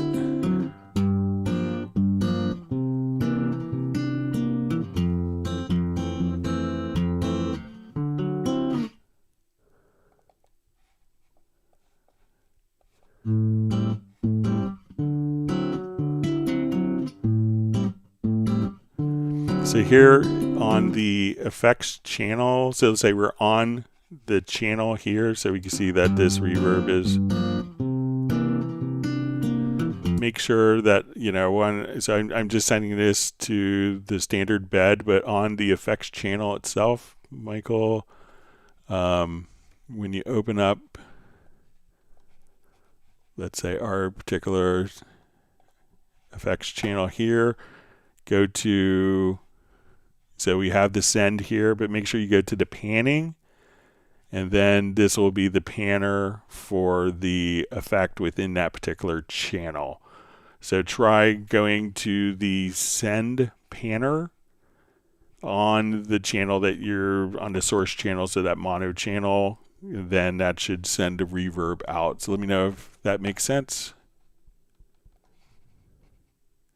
And hey, Michael, I'll be out for the Music Expo. I think you're speaking at it as well, and on November 13th. So if you're around, maybe we get together for a visit. I can see your new room. Love to see it.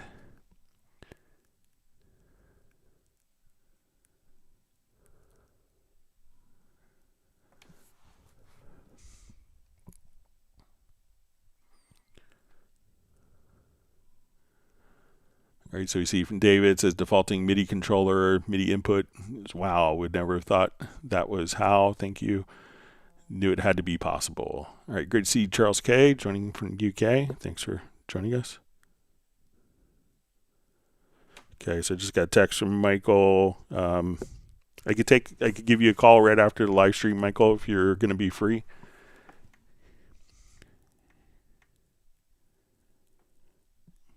All right.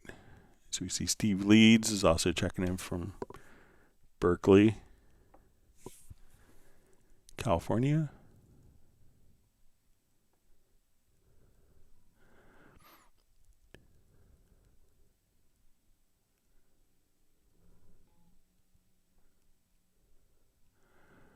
Okay, so we see from David T says, when I create a chord track for a song, the pitches evolve through the song. By the end of the song, the pitches are raised up, not louder, but a higher octave on the keyboard. What causes that?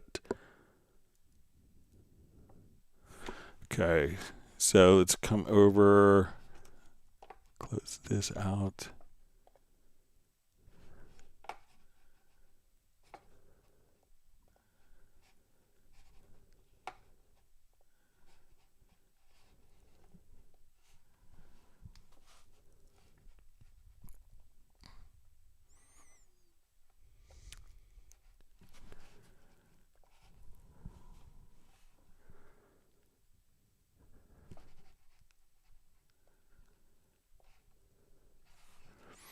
Okay, so let's say if I'm kind of playing here, let's just have this play through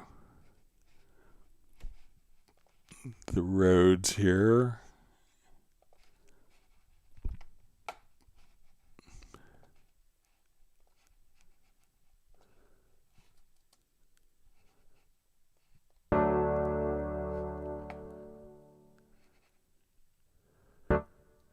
All right, so let me just...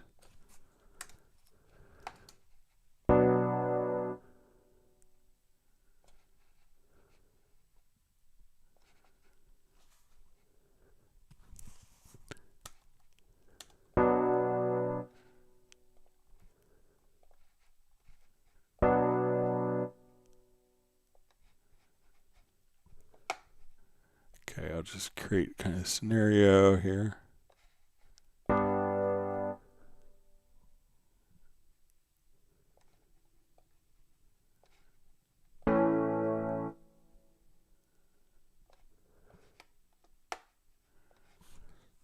All right, so I'm just going to duplicate this a couple times.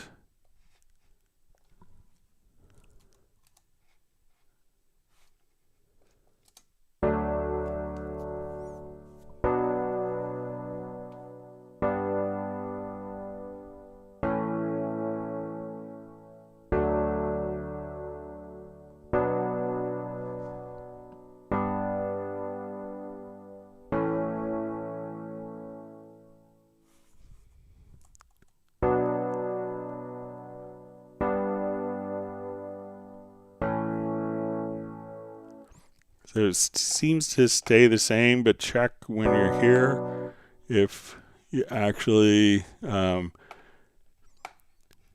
because depending, so you could change the voicing, you know, like right here as we do this, you know, but just make sure like when you go to enter in, like let's say if you're copying the chords here that you could, if you go to the chords in, you could adjust kind of the chord voicings.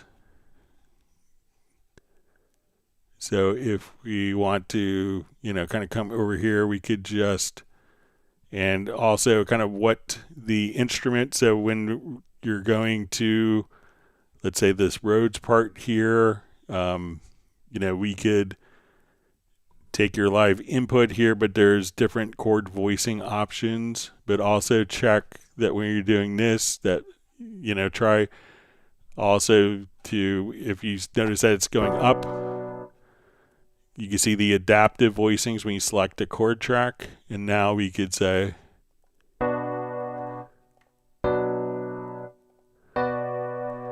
so see if you turn off or check adaptive voicings, if that makes a difference as you go, because that could cause different chord inversions and different chord voicings to change, which may make it sound like it's higher pitches are being added.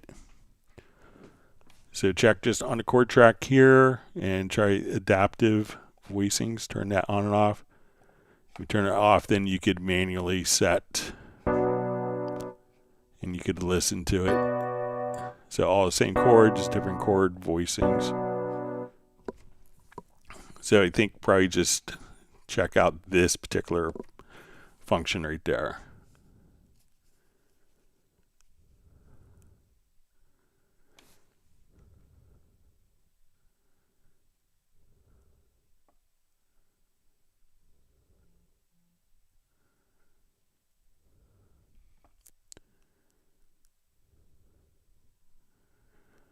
Okay, so we see from David Kovac says note lanes. I mean different lanes as show lanes in the instrument. All right, let me look. See if I could scroll back up and find that. Let me just check.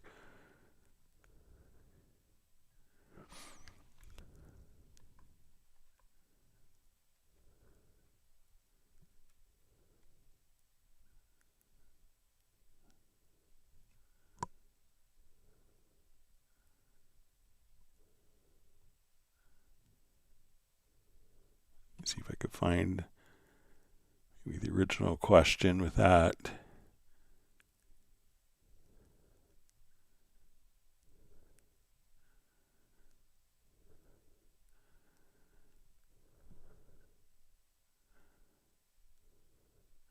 Okay. So you see, this probably the second part or the third question. What is the tip to solo a note lane quick and mute the other lanes? Okay, let me just scroll back. So I guess it's going to be not the actual notes.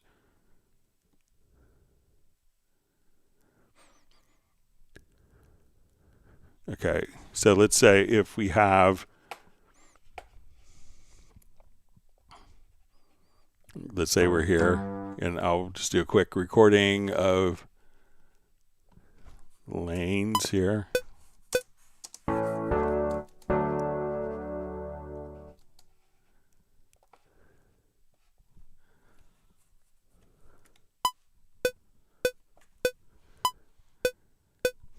Okay, so I'll just go. All right, let me put it into.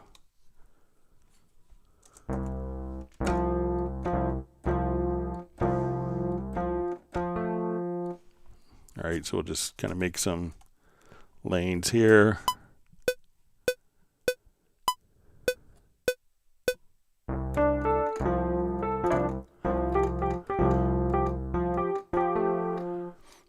Okay, so when we want to come over here, if you, all right, so let's say if we're here, you could just, and if you don't see kind of the lanes button here, we could try to go to your track control settings. And then you'll see lane display type. So if you don't see that, make sure you add it to the list that shows up here on the right hand side. Then we could open up our different lanes. So let's say we'll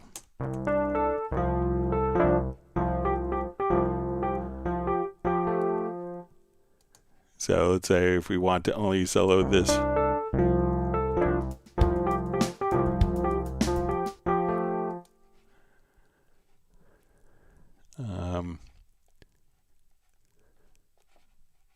All right, so let me get the right one. Sorry. All right, so if we come here. Then if I want to hear just a second one, and then we'll have the higher voice one. So once you're here, just simply open the lanes, and then you could, that's a low, let's say we'll go for the mid note. Now the high note, higher notes. And if we want to listen to all those together,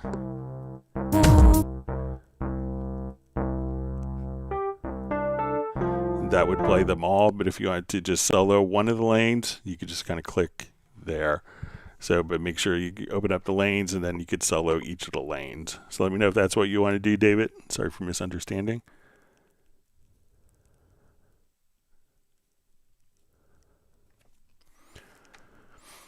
All right, Sandy Hot Fudge asks, how do I add a CC off-on message to the column? It only goes as far as CC 64 sustain. Okay, so I guess if we're in the, so we would click here to add. Okay, so once we come over here, so we see that it only goes up to CC 64. So, all right, so let me if you see this little triangle to the right of the plus sign, you can say set up available controllers. So let's say you want CC 125, you can add. So that now when you go to add a controller lane, you'll see CC 125 as an available option. So click on the little drop down triangle, open up that window. You'll see set up available controllers, and then you could remove or add all of the MIDI CCs to be available right there. So let me know if that's helpful for you, Sandy.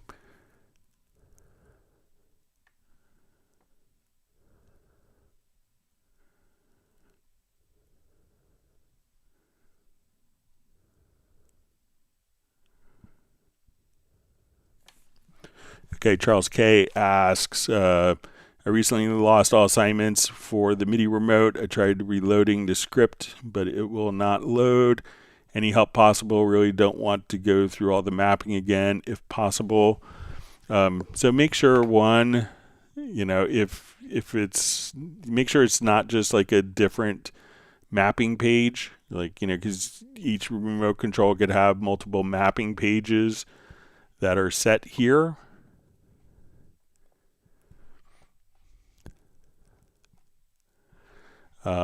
And then, so I would check that once you have kind of your MIDI remote here. What you can do, you could also check to see if we click on the MIDI remote and we go to the script settings and you click on scripts here, you can export the script. So maybe like once you have everything set up, you could export the script and then that script can be imported directly here as well. But check to see, it could be just that maybe it's a different controller lane. And also when you go to your list of controllers, so let's say if we go here, you could try to also from this settings, try to deactivate. So if you go to the script, you can come over here and choose to disable the controller script and see if your script if it's one you made and have set up, see if it shows up in the list here of different MIDI remote scripts for you. And then you could just activate that particular one.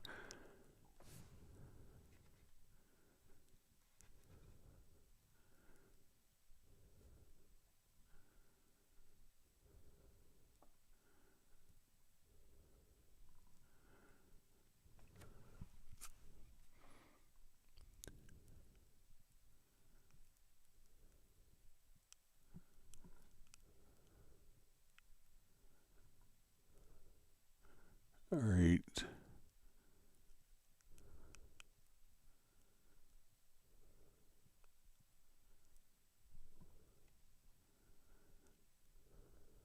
All right, sorry, let me found my spot. All right, so.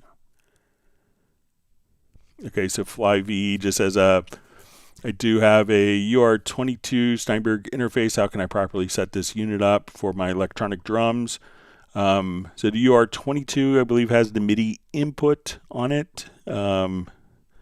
So just simply take the MIDI out from your electronic drums with the MIDI cable to the MIDI in of your UR22. At that point, when you go to add a MIDI track, so you're going to add a MIDI track, not an instrument track, add a MIDI track. Come over here. So say we added that MIDI track. We want the input to be coming. So I'll just add a MIDI track again and show you here. Sorry. So we want that input to come from your UR24C. You could also choose all MIDI inputs. You can set the channel here that matches the channel on your electronic drum brain. If it doesn't work as channel 1, try channel 10.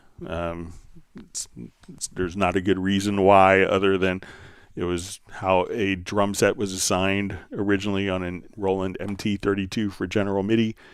but make sure that your channels match here, and then just record it as MIDI data.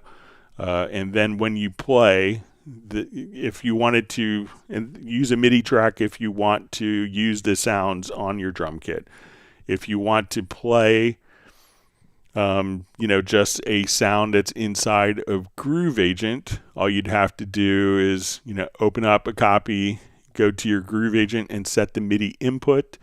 And once you have the MIDI connected from your drum brain to the UR22, that should automatically show up as available for all MIDI inputs. And then instead of using a keyboard, you play MIDI, you transmit MIDI information from your drum brain directly to the virtual instrument. And if you want it to go directly back to your drum brain and use those sounds, that's when you would use a MIDI track instead.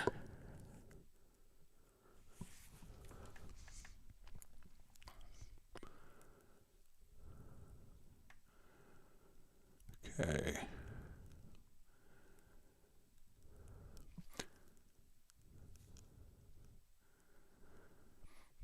All right, Dr. McFarland Studios asks how to make tracks and regions the same color on the edit and mixer window.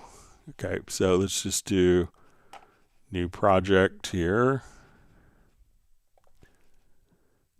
Okay, so let's say I have my MixConsole set up here. We don't really have any channels. I'm going to add number of audio tracks. Okay, these are set to automatically color by default.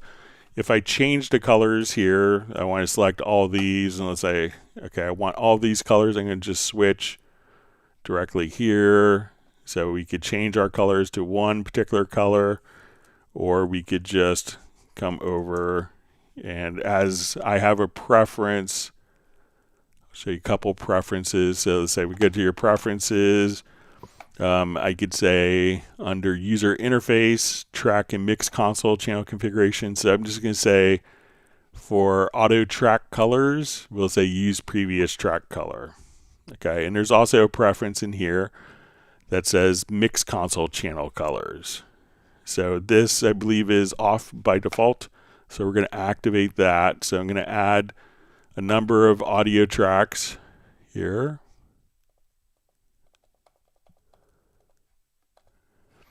All right, so now when I change a color here, and we could do that just by alt-clicking, we could see that those colors are automatically synchronized. So you want to make sure that the colors, you can just kind of add here. You can select a number of colors and just say, okay, I want these all go to like kind of the color palette here. I want these all to be, that shade of blue, and to have those colors automatically synchronized to the MixConsole colors. Again, go to your preferences or settings under user interface, track and MixConsole channel colors. You just want to make sure that your MixConsole, so if I hit apply, we can see that the MixConsole isn't carrying over. If I don't want the colors to be in the track area, I could turn that off. We could also have different amounts of color strength. So if I want kind of the same color strength on the mixer as we do on the tracks, or if I want that to be just a little more demure, we could do that as well. It's just to kind of, and that way it's easier to distinguish when tracks are selected as well. So let me know if that's helpful for you. All right, Salvo Gaetanta Recording Studios says, ciao, Greg. Okay, this is in, okay. You see in maybe Italian or Spanish, and then maybe the English translation.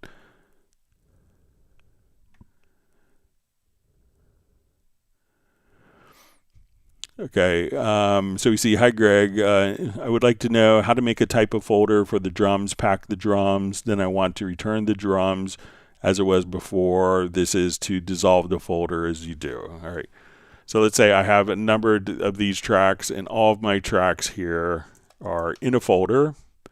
So I'm just going to say move, right click, move selected tracks to new folder. So I come over here, we could have our folder. Okay. So that all kind of works. Now let's say if I want to get these out of the folder, I would select the particular tracks and I would just simply move them out of the folder. So if we want these to be in the folder, I could do that, but we could also just simply, where we see the green line, to move it out of the folder. And now the folder is empty because we moved all the tracks.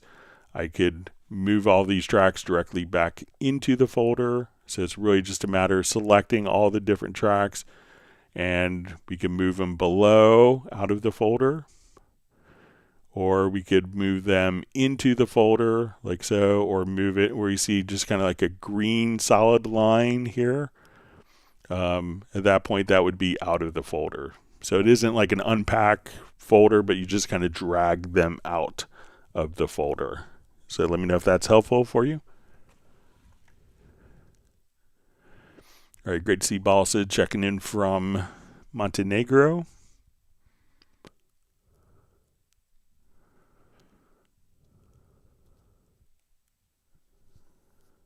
All right, so we see MIDI to audio possible inside Cubase 14 because there's no free MIDI anymore on Google.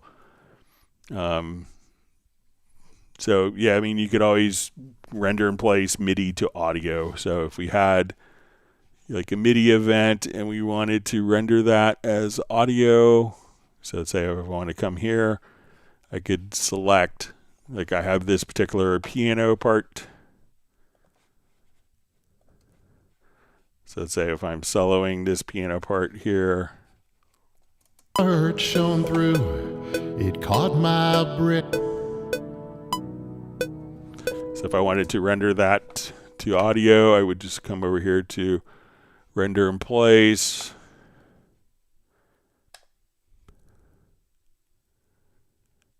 And now that would turn the MIDI into audio.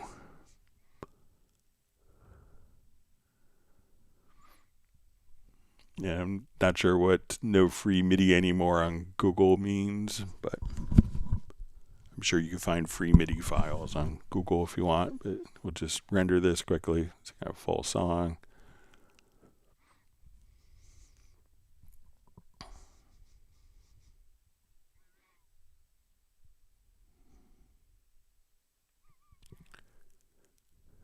And there's our audio file that's been rendered. So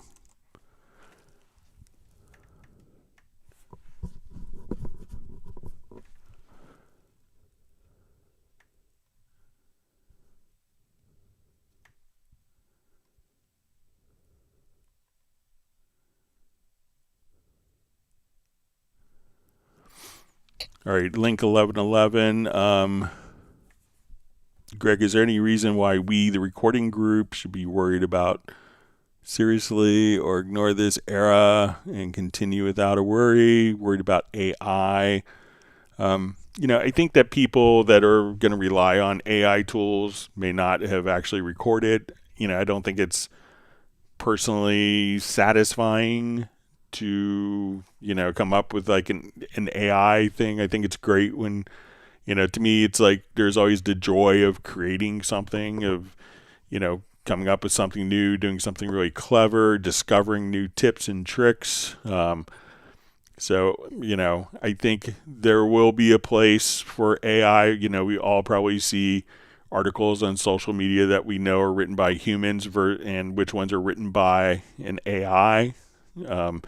It's still pretty apparent, and I think that's probably a much lower level type of task than like composing music or recording audio or mastering. So, I think AI should be used maybe to, when something is impossible to do otherwise, and then it could be a great tool, but kind of using it as a creative crutch, I don't find it so interesting. But I think also we have to, consider that everything that AI is kind of modeling is based on what already is existing. So maybe we should come up with stuff and make it a little better. There's a lot of drummers when, 35 years ago when everyone was starting to buy drum machines, that the drummers were like, okay, it's hard for the drum machine. It could play perfect, but it can't really groove like I do, or it's really hard to do that. So instead of me trying to play like a drum machine, I want to play differently, and I want to evolve my skills so that it's harder for the drum machine to play like me. And now, people buy electronic drum kits. People buy, loops that are recordings of real drummers, because, programming something in a drum machine sometimes isn't as satisfying as just letting a drummer interpret what you're doing. So, but, it's changing fast. So we'll see how it goes. But I think the human will always win and probably do better work.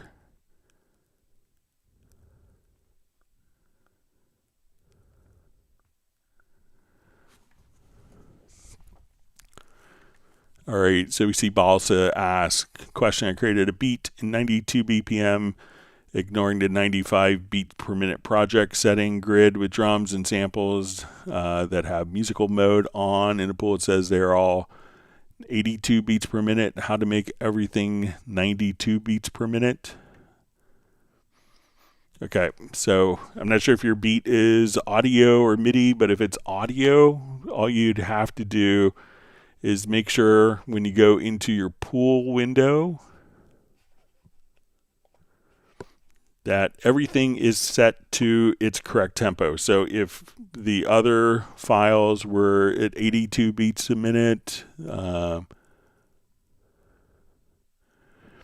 let's say they're at 82 beats a minute and in musical mode, and then you're playing it back at 95 beats per minute, as long as it's in musical mode and it has the correct tempo stamp, the time stamp, the tempo information. So if you recorded something at 92 and everything's playing at 95, but all the original tracks, just put yours into musical mode and put it at 92, and then you can just change that. If yours is in musical mode and at 92, then it's not going to do any stretching on it, and everything else was 82 or 82 beats a minute origin tempo that's playing back at 95. When you switch to 92 beats per minute, it will match the tempo of your beat.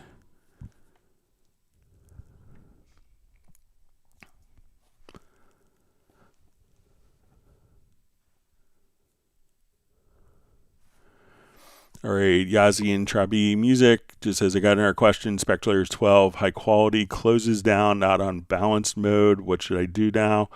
So sometimes, if I'm not sure if you're running on Mac or Windows, sometimes the high quality mode may overpower your processor. So I'm not sure if you've chosen to use, if you have a GPU, and if so, if you've selected that, but sometimes it could be too much for a particular computer setup.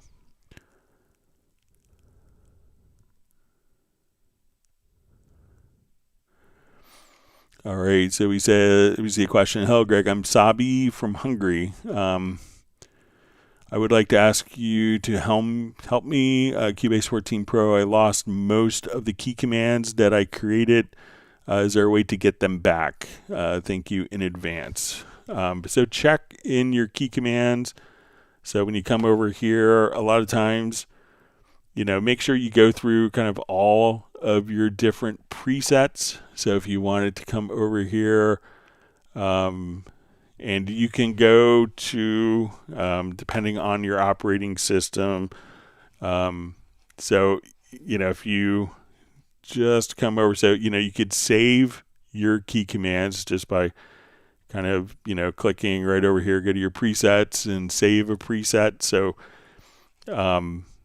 but sometimes when you go to a key command preset, it may, just look in this list and see if you have another choice. Sometimes it may not show the actual preset that's loaded. It may show the preset that is, it may not show it until you actually load it, but the key commands may still be there. But check, I'm not sure if you saved it as in a profile, if you saved it in a profile, you could come over and restore the profile from the edit menu in the profile manager. But if we go to, let's say, your Finder, and you come over to, hold down, and this would be different on Windows, but if you go to your application data folder on Mac OS, you'd go to your library, and then you want to go to your preferences.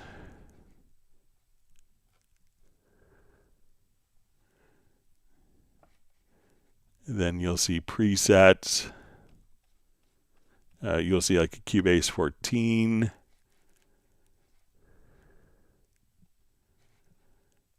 All right, and within like your Cubase 14, you'll see a presets folder and a key commands folder. So see if you have like the key commands maybe stored in this key commands folder. And if so, then you could just open that up.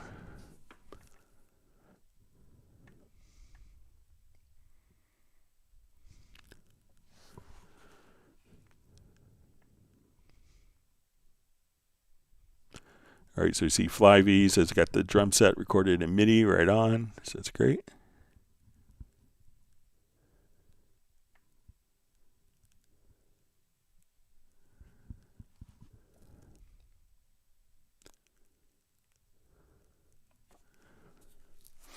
All right, so we see FTF WED says giveaway license. I live in Iran. I don't have a credit card to buy DAW.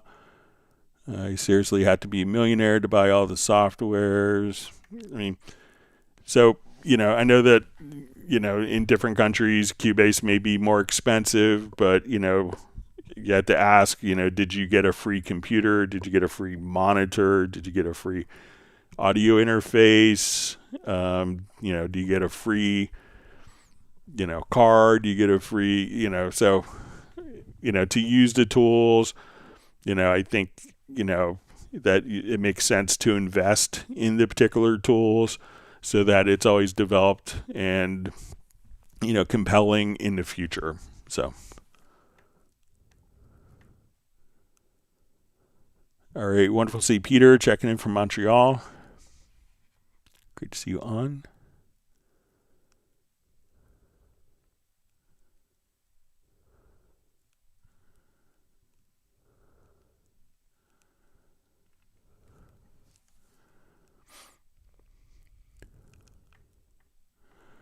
All right, so we see from English Boy, says, hey Greg, I asked this request before. Please, could you add a lock button on a notepad, highlighter for text, and an option to change the opacity? Thanks, Greg. So I think if, you know, if we have, you know, now we can, so in Sense 14, I don't think it's going to be, so if we go to our notepad here, like if we set up sections and we don't have expand sections exclusively on, that now my notepad, so I'll just uncheck expand sections exclusively. So now we can just come over here. So I'll mention again about the opacity and the other things, but you know, now when we open, you know, depending, so when we come here, now I can open up other tabs and my notepad never closes. And so it's not necessarily locked, it's not locked in place, but you know, if you right click and uncheck expand sections exclusively, then at that point the notepad doesn't automatically close when another inspector tab is available and opened. All right, Baza just saying hello from Greenwich, London. Thanks for being online with us today.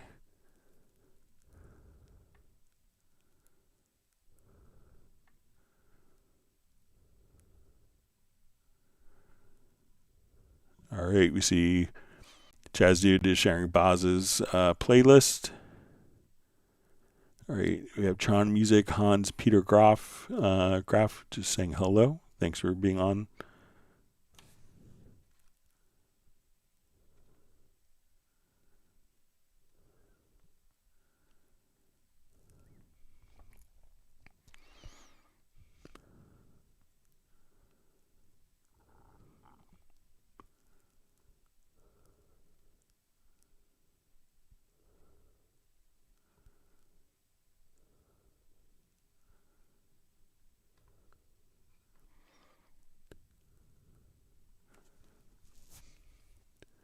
All right, so we see Flyv says, best way to record my electronic drums is in Groove Agent, not audio. They're older DTX drums. So.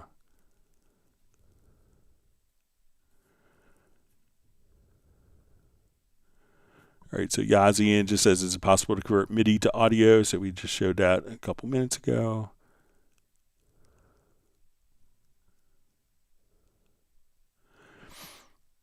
All right, you ain't from Chicago says, hi Greg, question, I'm trying to create Daft Punk style robot vocals. Does Cubase Pro include any vocoding capabilities? Demonstrations would be greatly appreciated.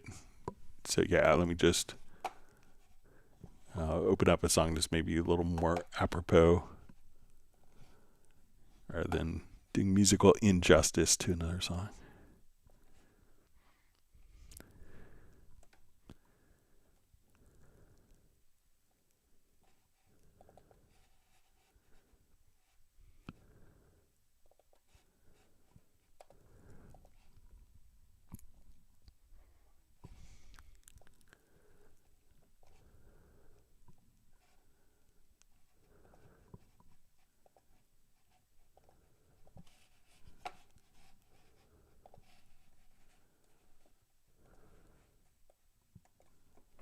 Okay.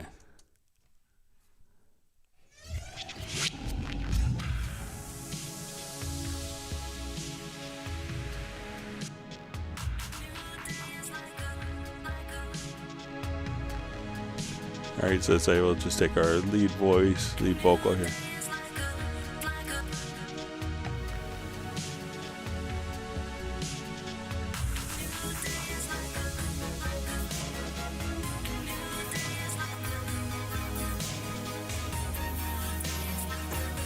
All right, and I'll just kind of create a carrier.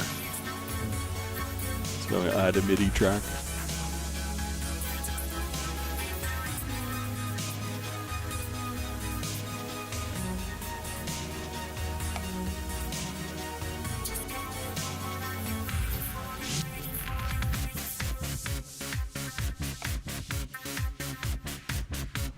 So now I have a MIDI track now, and we just kind of come over here.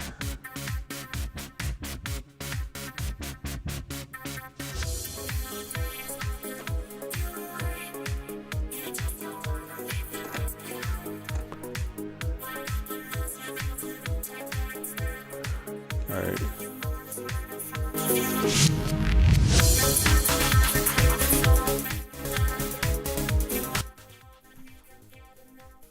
So if I want to play chords, I could just come here to my MIDI.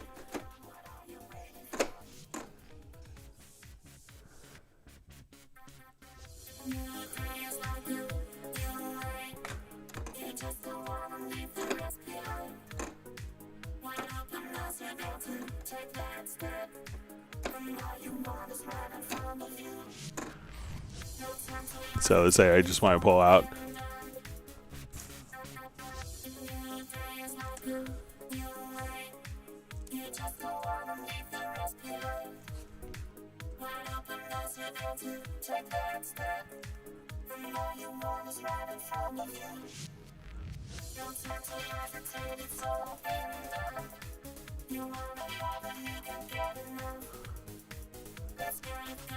So I'll just say.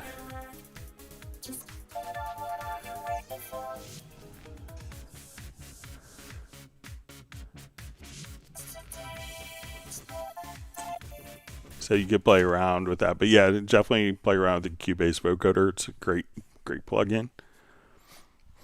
You get all sorts of wonderful results with that. All right, so we see an okay and a thumbs up from Sandy Hot Fudge.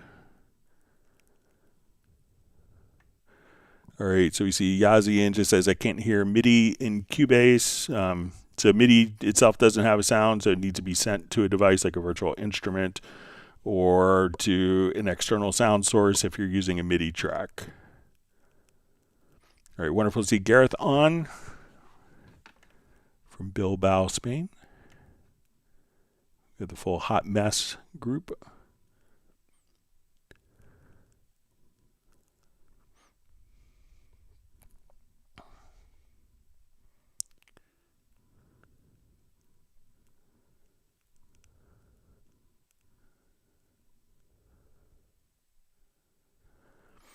All right, so we see FlyV just says, thanks again, Greg. MIDI tracks are sort of old, I assume.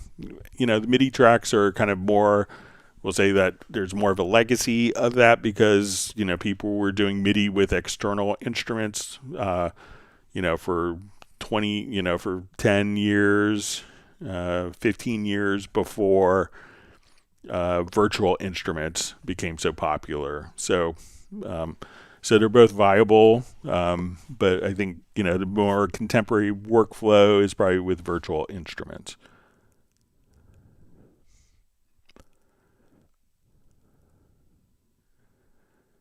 Let's see, FTF Wedge, it says AI makes producers homeless. Doesn't contribute to their financial gain. All right, so we see, you know, Memento says just 22 minutes ago, we're 5 away from 100 likes. So if you haven't hit it, Gareth Perrine has a good point. Says AI isn't the problem; it's the tech giants' mass destruction of all the arts industries are wrecking all creativity in our age.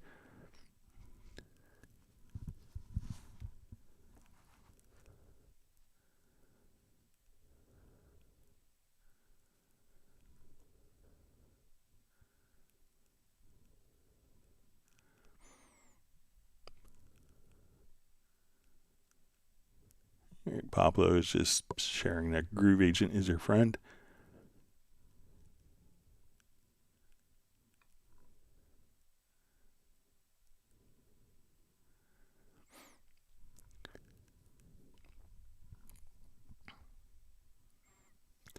See, you know, Memento says, I remember when drum machines came out, we used them to some extent. They're always there. They stayed in tune, and they never were drunk. So,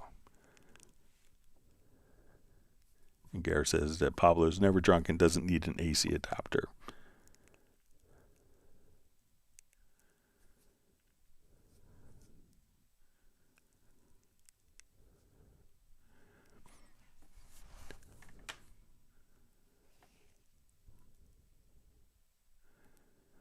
All right, so we see Dr. McFarland Studio says, I think my color preferences were turned off by default.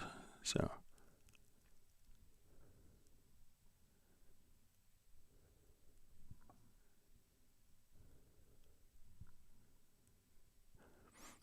let's see. Jazz Dude is saying he just posted a video to Discord about a stream using Cubase and composing game music. He made $40K a month, and he shows exactly how he did it. So, thanks for sharing that, Jazz Dude.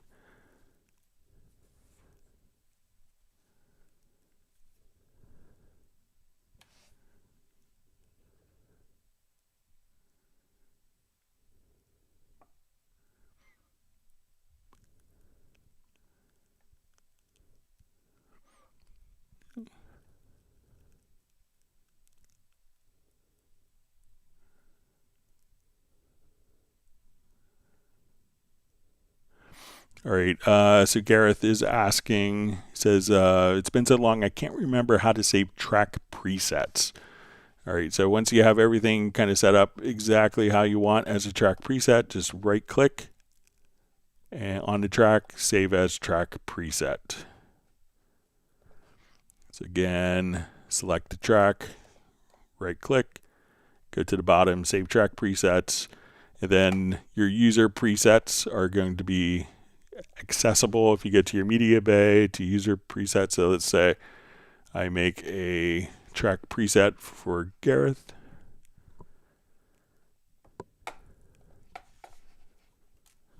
We'll say, I won't shout it. All right.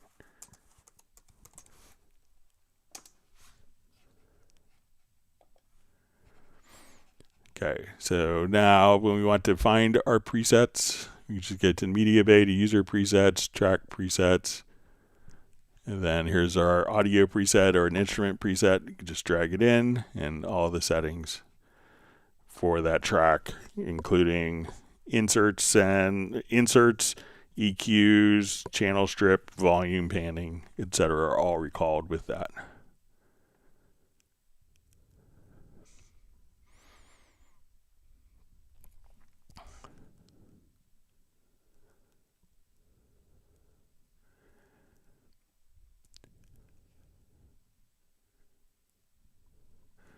All right, so Peter has received 1 gallon of chocolate cherry mash ice cream from Michael Teams. All right, Channel Ripoff asks, Greg, could you show some of your favorite MIDI inserts that would pertain to making a dance music, house music? Thanks. All right, we'll start from scratch here.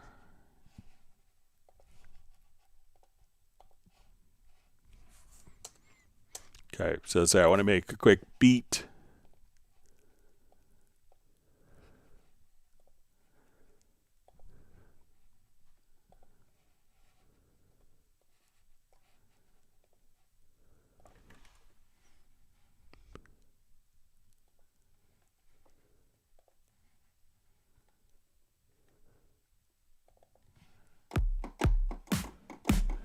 Okay, so if I was building kind of a whole project from, let's say from MIDI effects. Cool question. All right, so let's get to MIDI inserts. I want to come over here and let's start with the beat designer for drums. Okay, so just come over here. First, I'm going to go to under the routing. Let's just extract our drum map name. Okay, so let's say I want my kick.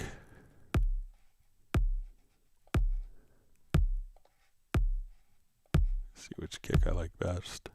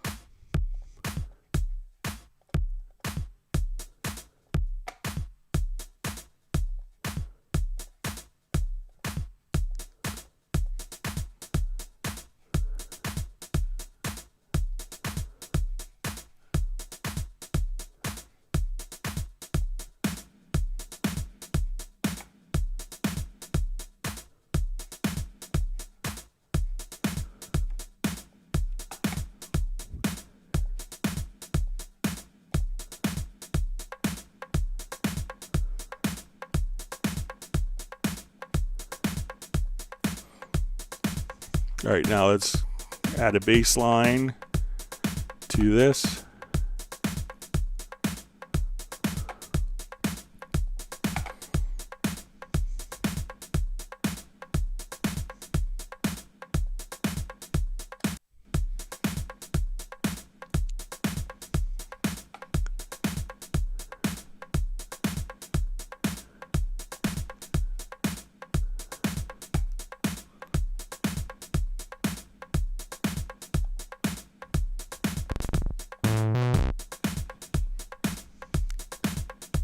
Put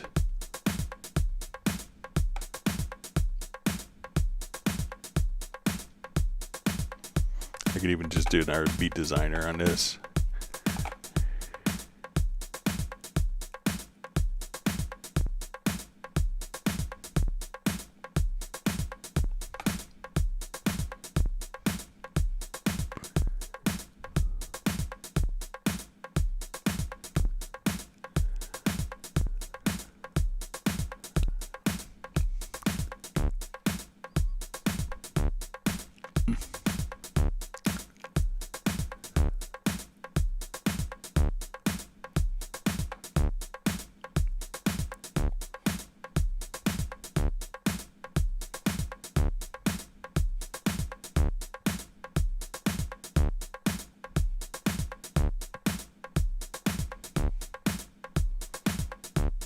All right, we'll just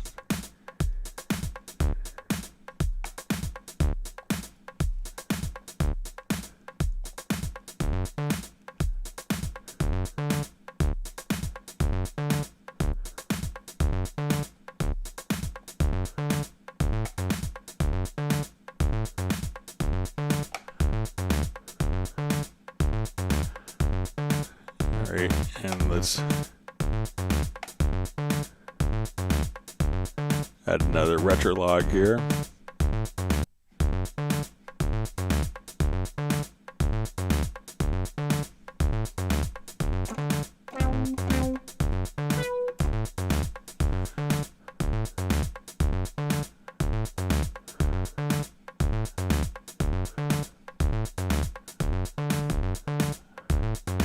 All right, now I'll add a chord track here real quick. Or I'll just add.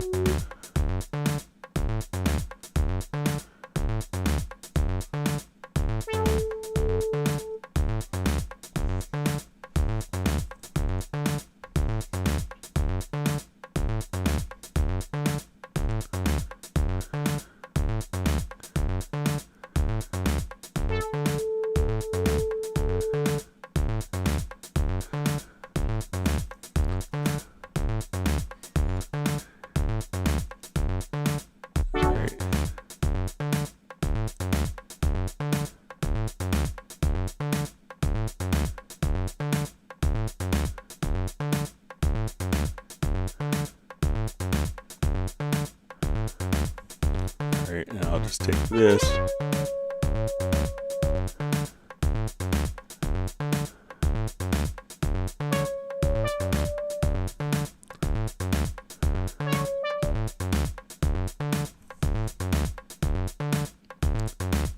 Alright, here, I'll set this.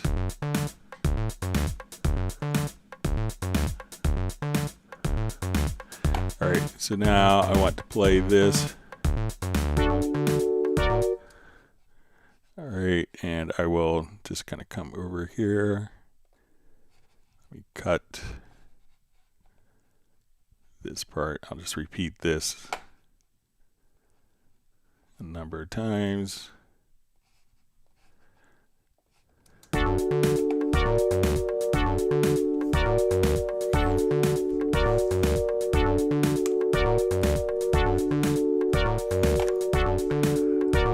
Alright, and now on this one, I'll just put like an arpeggiator.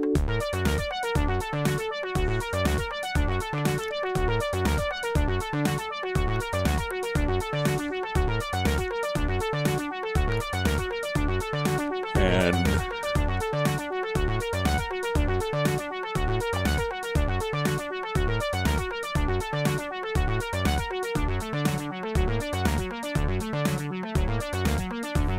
so, I mean, you could do stuff like that. That's just, and if I want to put a delay on this.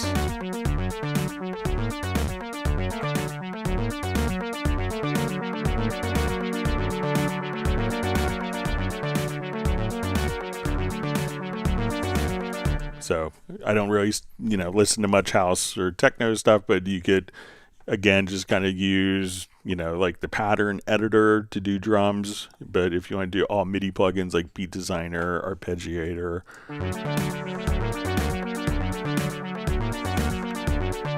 and then you could do all sorts of modulations as necessary. But just to get some kind of ideas generated pretty quickly, let's give you an idea.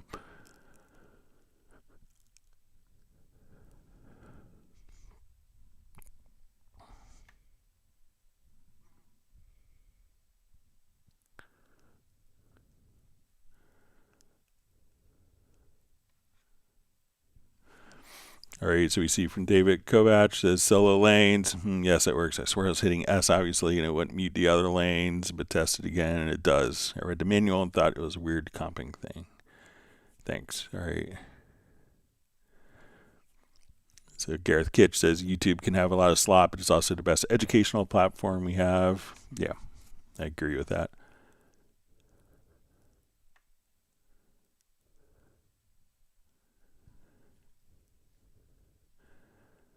All right, James Daly says, I'm not much into Dorico, but how do I take a music score sheet that I have and put it into Dorico by PDF, or do I have to manually put in the music notes? Not really sure.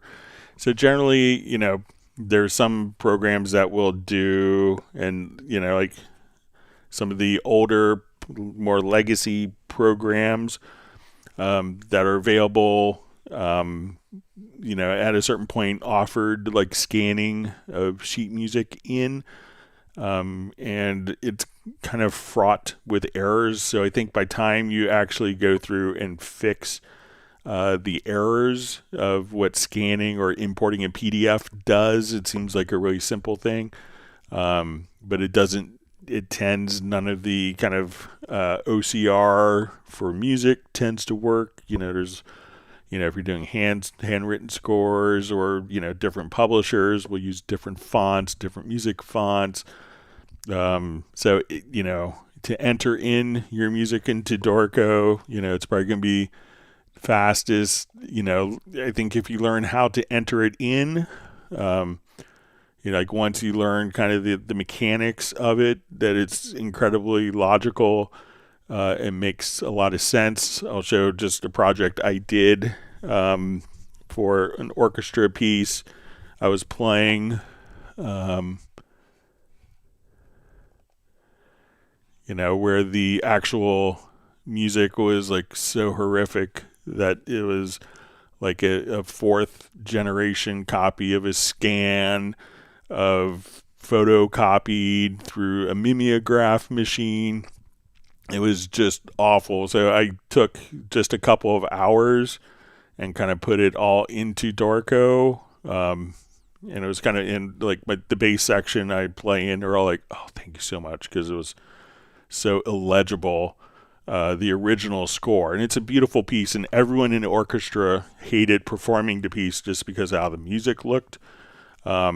So, and after the first rehearsal, the conductor's like, wow, there's a lot of talk during this piece, like during every stop. And it was because no one could read the music. So, taking the time just to enter it in, it's, very fast in Dorico. You could play it in. You could take your Cubase project and export it directly to Dorico. So you could export a Dorico project. So if you've done stuff, you could drag and drop MIDI from Cubase into Dorico. So there's great integration between the two, but it's not going to offer scanning. I think the team at Dorico had worked with scanning and, said it wasn't kind of worth the hassle and people's expectations from the realities of what was technologically available.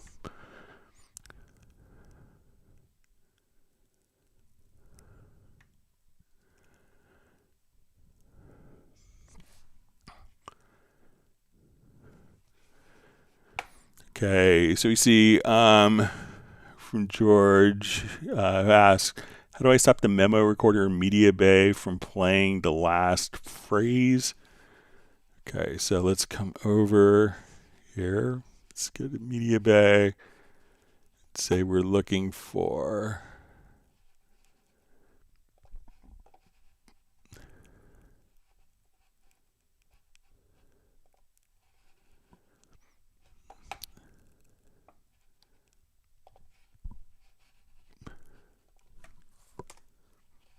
all right, so let's say let me exit out of Dorico here real quick.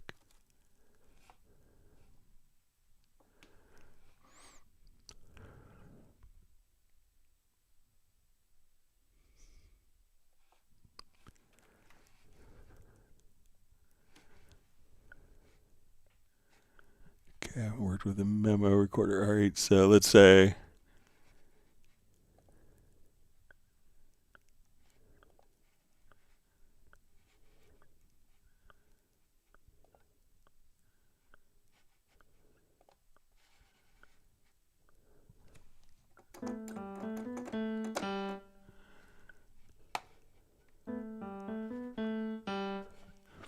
all right, so now if I come over here, that little phrase I played.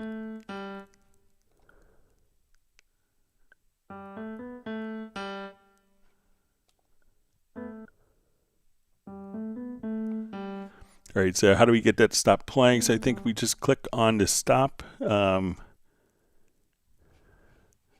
So now when we come over here, we could audition, but it will, so try just hitting. And and then if you, so just try hitting the stop button here. Otherwise it's going to play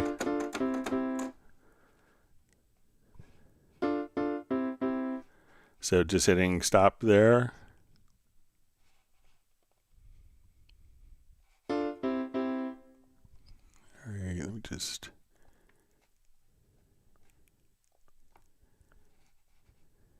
So if I select a new one, let's see if it just automatically.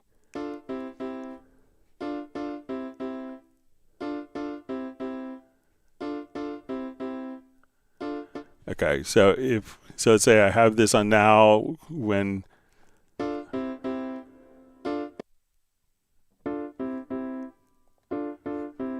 so let's see if I now switch.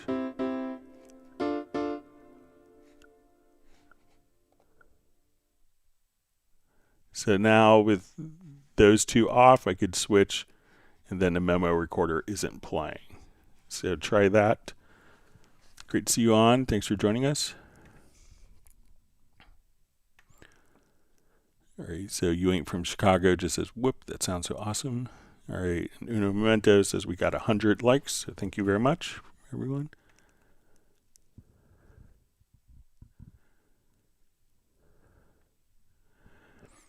Let's see, Spy Sounds Record or Record just says, wow. All right.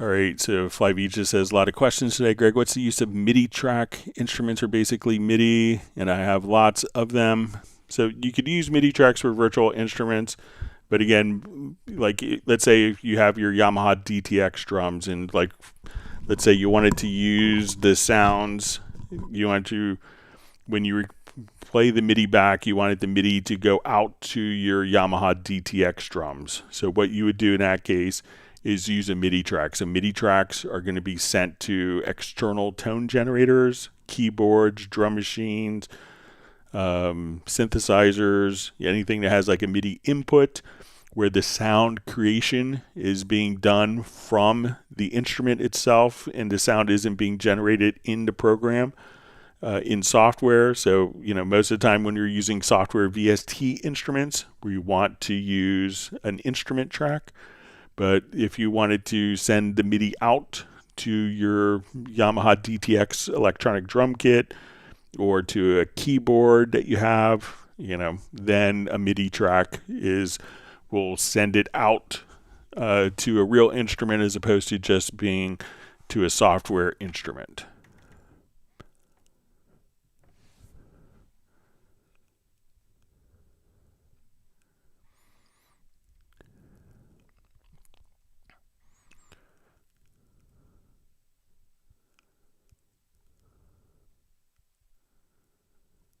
Right.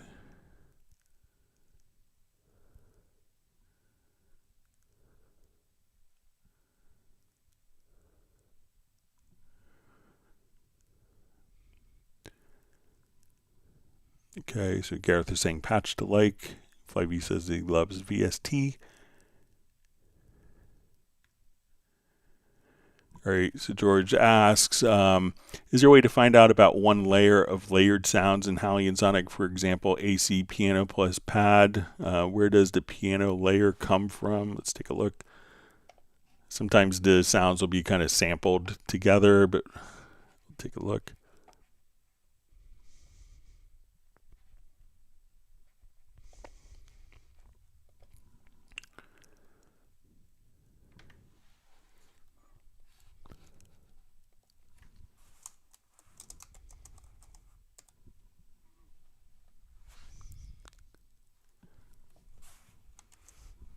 Just get the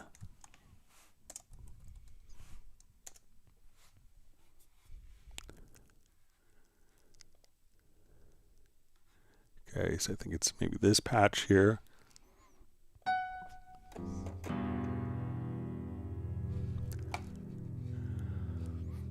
Okay, so when we go to probably like the macro level, so it looks like when we open that up, it's kind of a layer of the bright concert piano.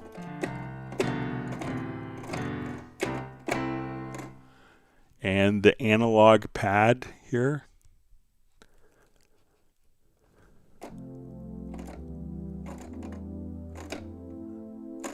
that's a really very useful sound for filling in gaps in productions.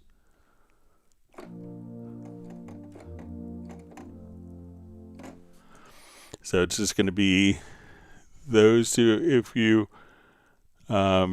just come over to edit, here we can see the different sounds that are layered together.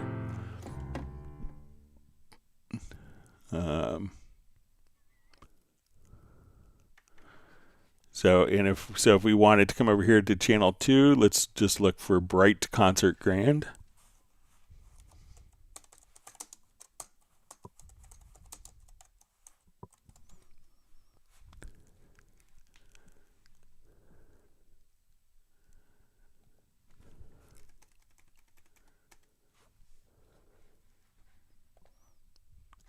So here's our Bright Concert piano. Let's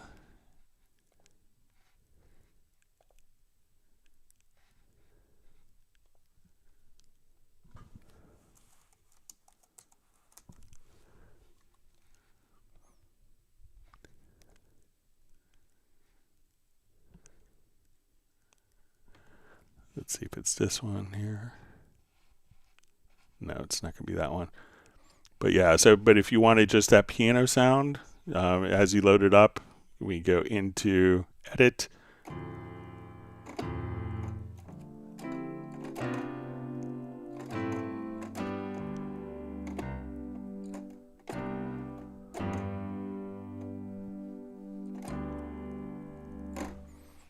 So then you could manipulate it as you see fit.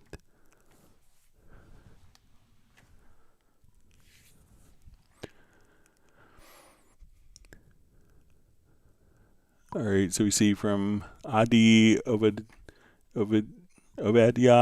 it says, please, Greg, need help. All right.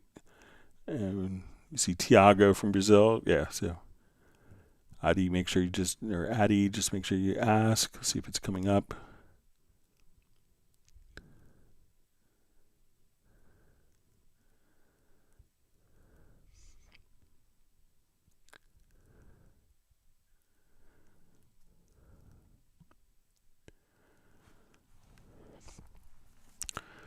All right, Channel Ripoff asks, in the user preset section, what's the difference between VST effects presets and FX chain presets? Okay, so let's say if we come here, we add an audio track. Okay, an effects chain preset is going to be for a single instrument. So we'll come over here, say, okay, we're going to save this. So we'll save a preset. We'll call this October 21st, 2025. Okay, so that's an effects preset. Now let's say I want it to save a combination of different effects. So I want that the delay going into a compressor, going into a flanger,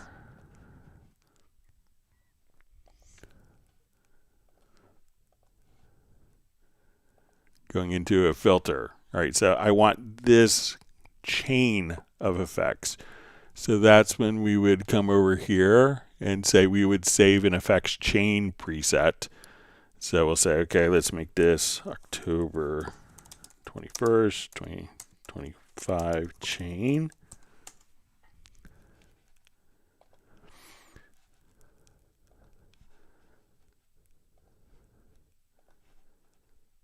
So now if I come over, we can say, okay, I want to add an audio track.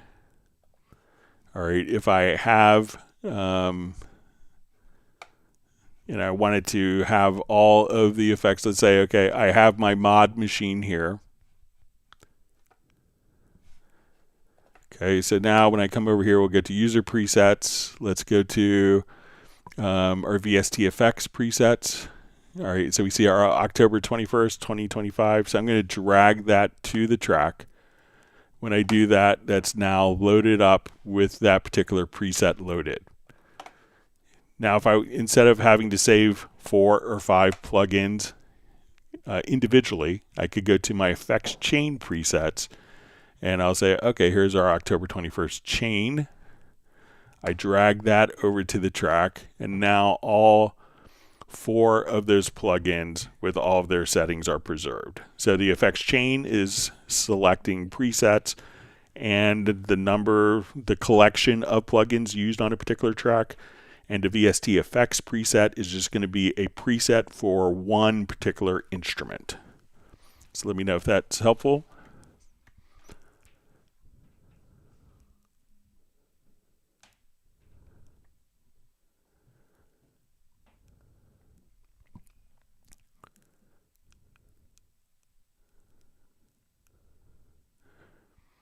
All right, so we have James Daly just saying hi from New Westminster, British Columbia.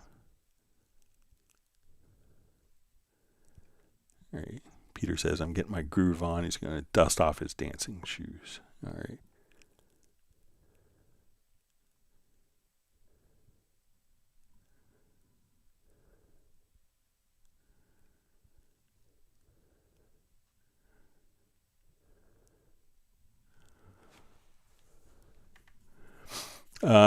So Lucky Kelvin TV asks, which is the best way to balance my speakers?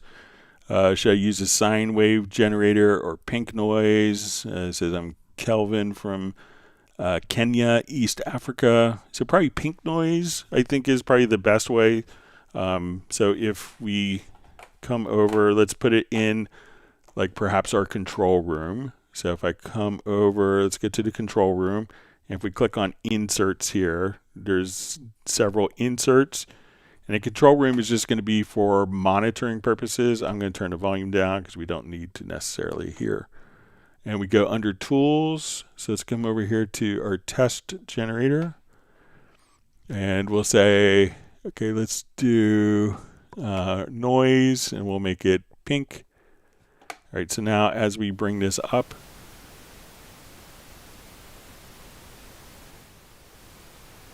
you could get a pretty good idea if one channel is louder or softer than the others.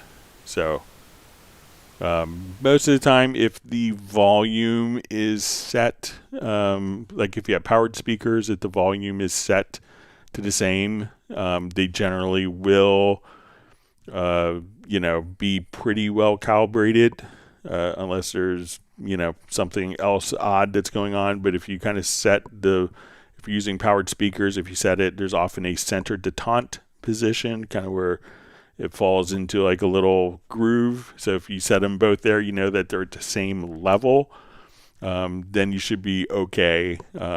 It's a lot less susceptible to things kind of, getting out of calibration like you would get with a typical mixing console. But I would try the pink noise generator.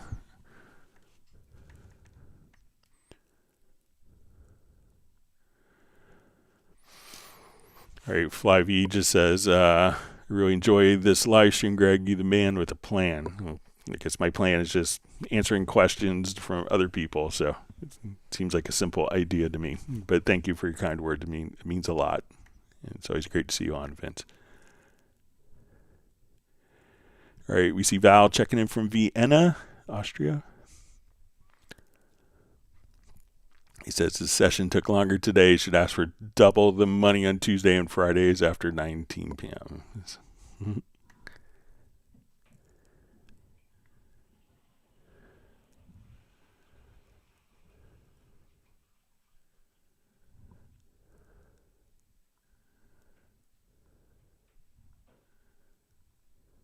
Okay, sorry, my chat field jumped.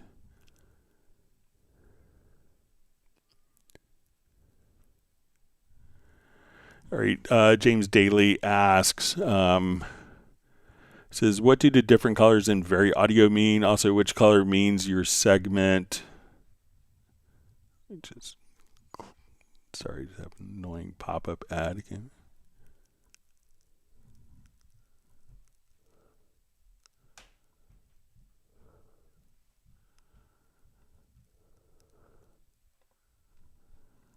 Okay. All right. So sorry about that. All right. So the question again is, what do the different colors in VariAudio mean? Also, which color means your segment is in key? All right. We'll show you the little cheat code here. All right. So I'm going to take this. Let's say first we want to, probably just, I'm going to use the chord track. So I'm going to come over here. Let's grab the guitar. I'm going to drop it to my chord track, so I have my chords here. So now when we go to VariAudio, I'm going to come over to my VariAudio. So let's just come over here. All right, so I'm going to choose to have my scales and chords, and let's just go ahead and make this larger. Okay.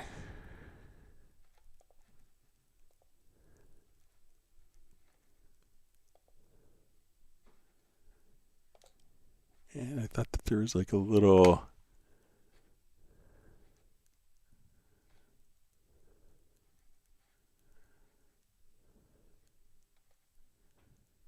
Okay, I thought that there was like a little section. Okay.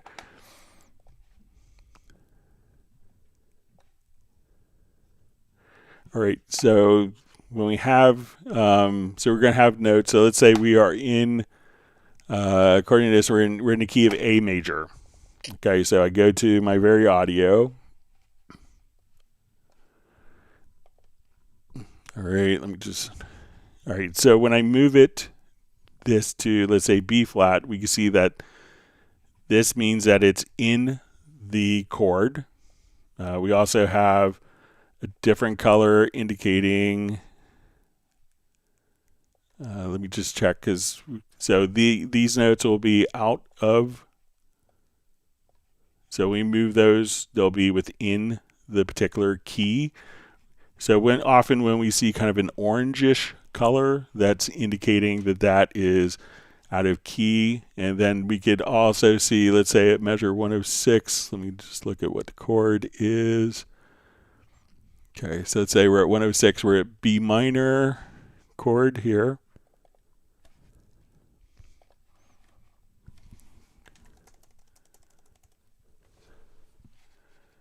Okay, so I'm just gonna move that up. So now we can see like a C sharp is not within the chord.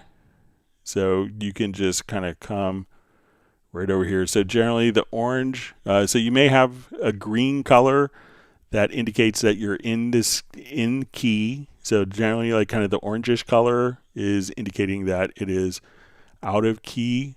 And then you may have a color indicating that that particular note is within the chord. So let's say if we're here, let's move this to a B note. So green, good, orange, you can think of it as kind of red, is kind of being the bad color. And then sometimes you may have kind of a bluish note, and that would indicate that it's within the chord, but the chord is out of key. Thanks for the question, James.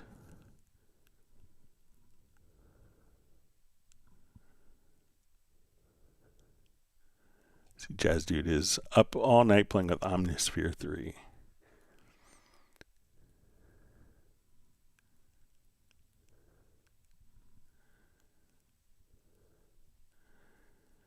Okay, so I see from Gareth, yeah, so if you have songs with Pablo's drums, if you want to upload those, I'll get those.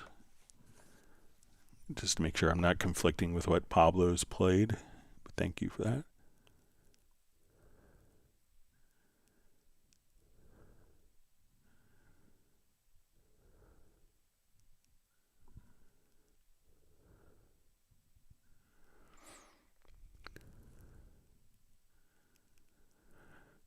Okay, so we see from Sandy Hot Fudge says, I do articulate guitar strumming with step entry quantizing.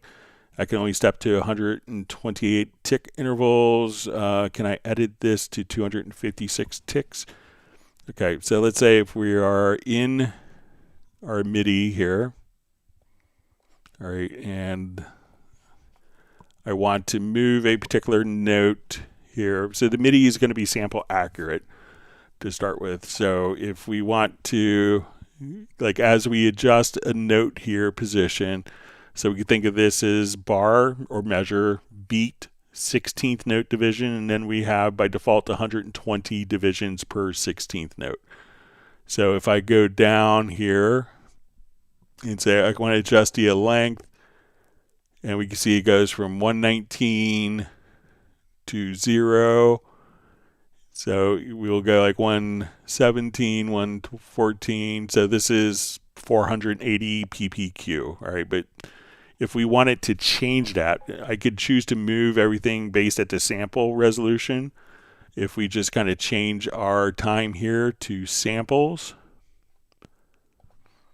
So now I can adjust the positions of notes down to 1/192,000th of a second.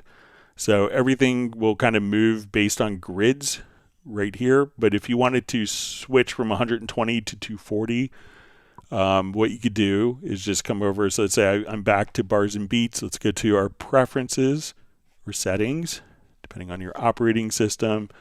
We'll go to MIDI. And then we can see MIDI display 16th note equals 120 ticks. All you have to do is just double click and you can say I need 240 ticks, or I need 480 ticks. So now I could have, so there's really no limit to the resolution, but go to your preferences to MIDI, and then it defaults to 120 ticks, and that's a 16th note equals 120 ticks, but that's user assignable as well. So you could get down to the sample level for resolution. So let me know if that makes sense for you, Sandy. Thanks for the question.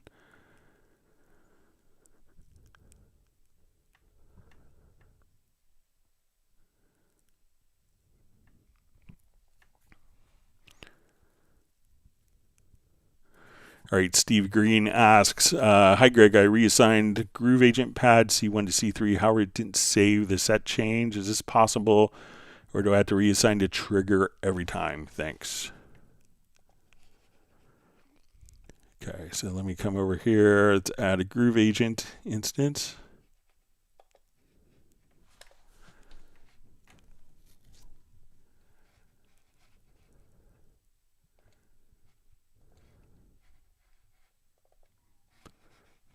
Okay, so we say, okay, I come over here.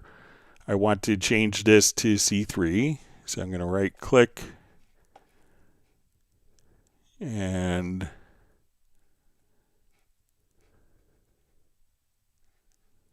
all right, so now we save that. So I think if we come over and we lock, it's not going to assign that there. Let's see if we,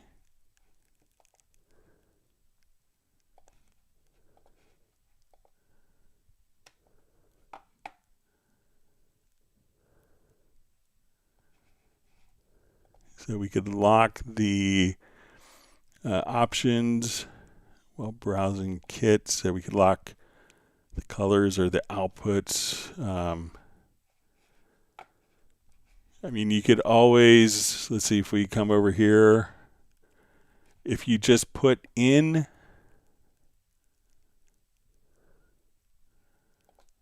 you could always just kind of, if you go to bank 4 and set that, if you come over, so let's say if I say, like, I'll come over here, let's go to bank 3, and let's say I want C3, C#3. I'll just kind of go chromatically here. So let's go to our trigger note.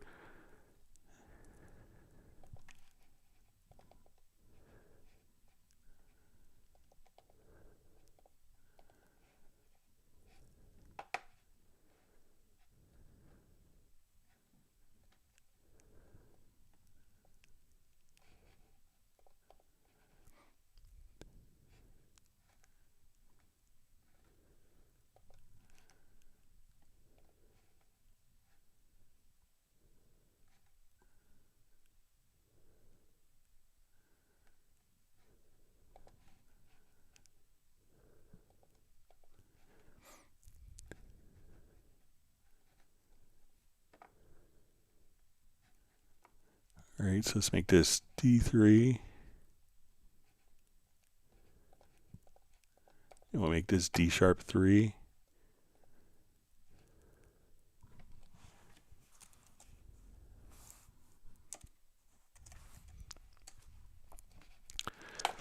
All right, so I think if we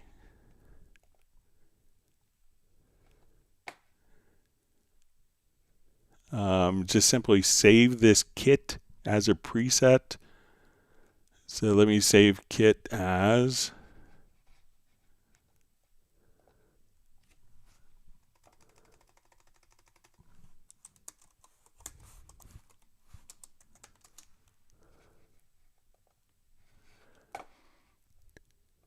then if we come over, let's go to user presets. We'll just say, okay, let's get to our VST instruments.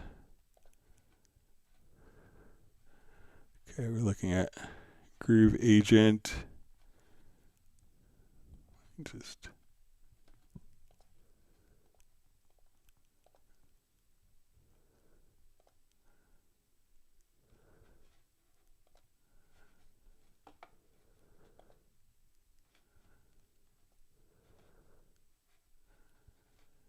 but I think if we save it as that set, let me just see.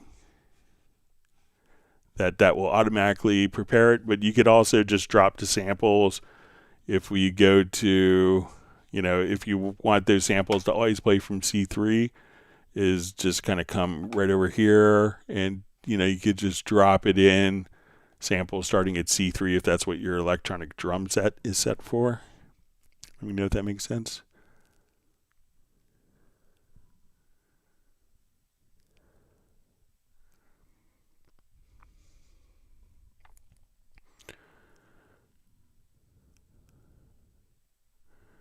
Okay, Anthony Clark says, hi Greg, is there a way, is there a key command to replace samples from the media in the drum machine or in the projects, like when choosing a kick instead of dragging it? So let's do in the drum machine. So let me just...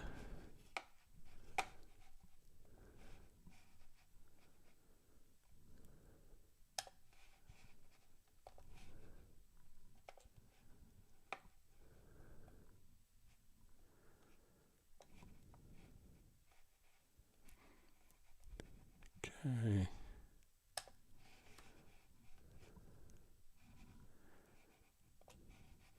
Okay, I'll just start off and we'll make a quick pattern here.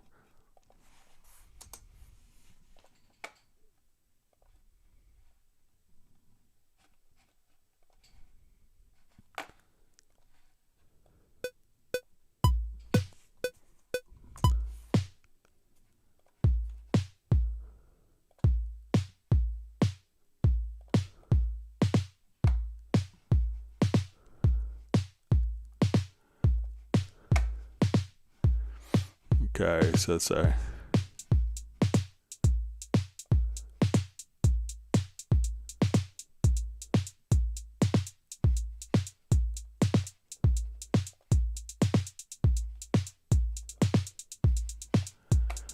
all right, so let's say now I want to come over to the drum machine. So let's say I want to take the kick here. And then I think if we just kind of click on hot swap,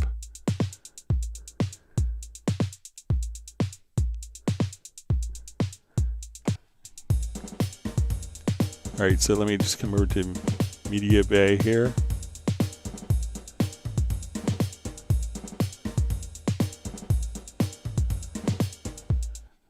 All right, let me come over to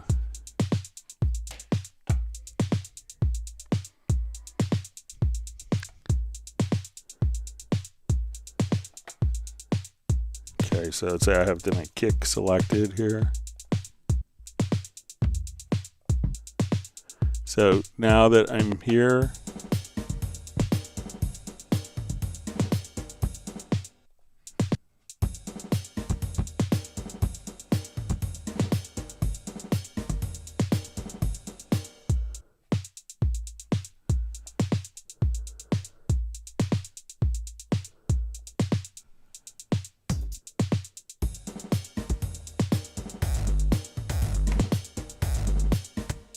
So you could just kind of enable the hot swap.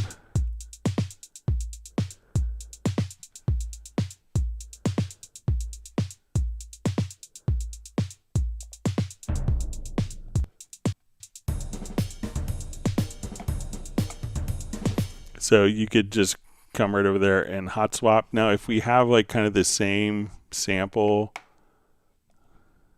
that's being utilized, so let me just,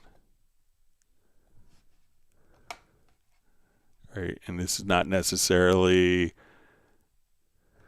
so let's say if I duplicate this a number of times,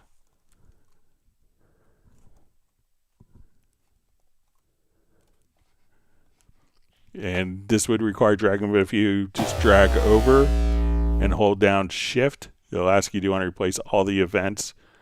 So you could just say, okay, I want to take all these samples, hold down drag with shift. I know that's dragging, but you could just, anytime that that particular sample is in your project, shift drag, hit okay.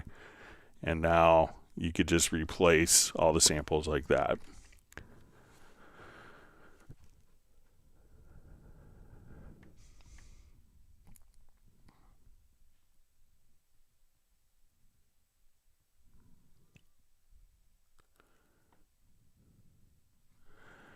All right, so Channel Ripoff says, thank you, that was helpful, but can you just have one VST preset chain to do the same? VST 8 or 8 VST easy seems unnecessary and confusing. Thanks, Greg. Well, you may want to start with the VST chain of 6 plugins and then load up a preset that you've made on one of the plugins within that chain. So, you know, it could change at any time because a lot of times, you know, you are going to, you know, you're dealing with a single preset, or you want a collection of different plugins, but maybe you want to have a collection of plugins and add a single plugin on top of that without having to create a whole new chain once you have that done, and you want to load up specific presets on a single plugin. So I think it makes sense once you kind of play around with it that there's 2 distinct hierarchies between the two. But I think it makes sense, and I don't think it's duplicative because there's kind of different uses. Like it seems like it's maybe doing the same thing, but you know, you may want to load up just a particular, you know, you may want to load up a preset that you've made on a single plugin and not have that, and have that be independent. You know, so if I have a chain and then I want to load up a single plugin, I don't want to have to make a new preset because I added one plugin to a particular effects chain that was loaded up.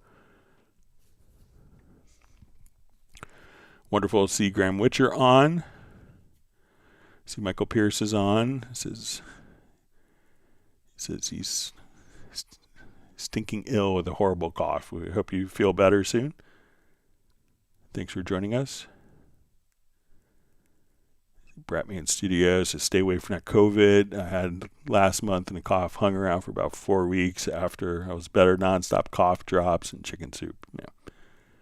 Yeah, I'm scheduled for my COVID booster shot tomorrow. So thanks for the reminder, Bratman Studio. Hope you're feeling all better. Probably going to Hawaii helps you with feeling better and recovering from COVID as well.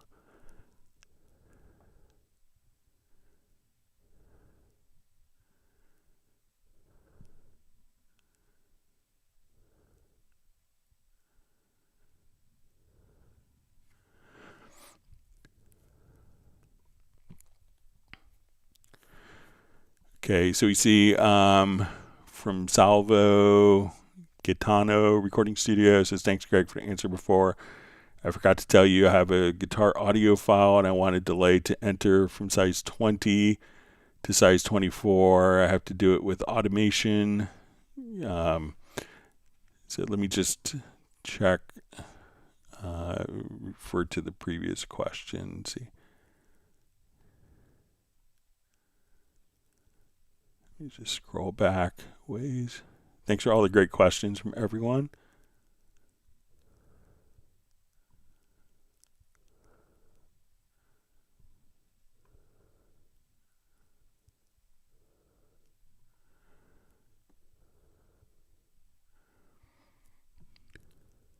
Okay, so the previous question is about the unpacking drums from the folder. So if you want to, you could do automation.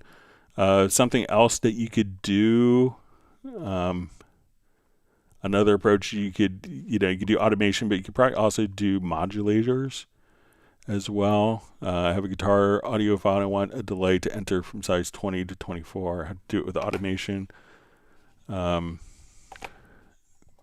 Let me open up file with a guitar solo. Just think I don't have many files with guitar solos anymore. It used to be so common. Miss guitar solos. All right.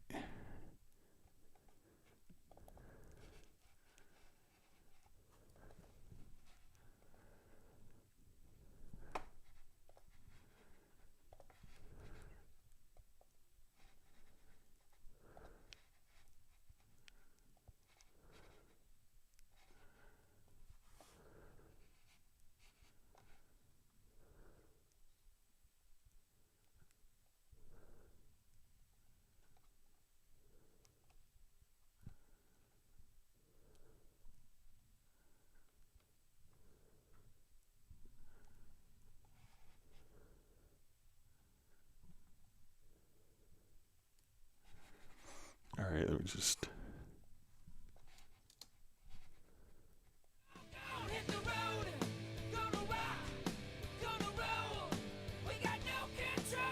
Okay, here it is.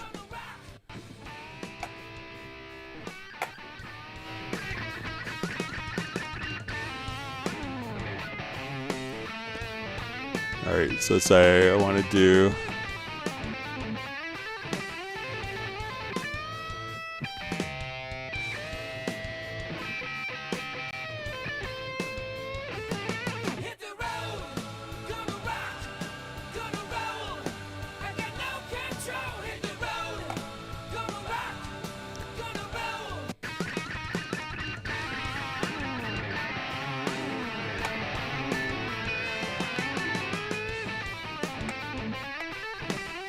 All right, so let's say I want to come over here. Let's add a modulator. And let's just say we want this to grow over 4 bars. So let's say we want our delay time. Let's adjust our mix. And let's make it like a dotted quarter note. So let's say as we do this, we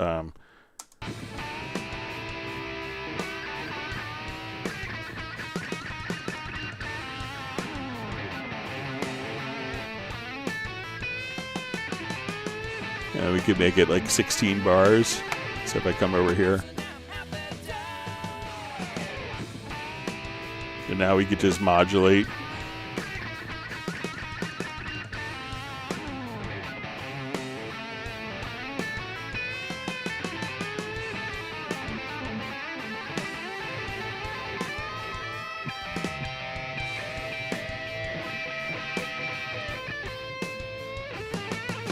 So you could do stuff with modulators as well. It's just another approach in addition to automation as well.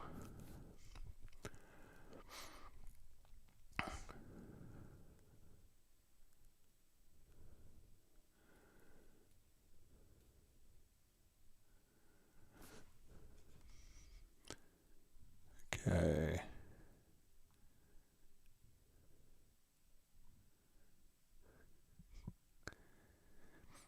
See, Robert Gentry, great to see you on. Says, how do I get ice cream for Greg? So Michael Teams has already granted me and my family some ice cream. So thank you, Robert.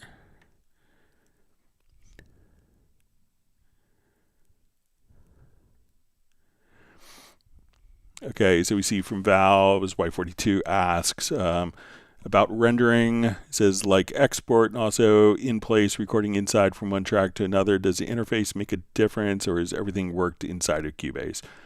The interface is just kind of, it's not going to make a difference for the internal rendering. It's just going to, the interface just allows you to physically hear what's going on. So. All right, wonderful to see Mark Rabin on from Montana. Hope you're well. Everyone give a big woof to Stella, Mark Rabin's dog.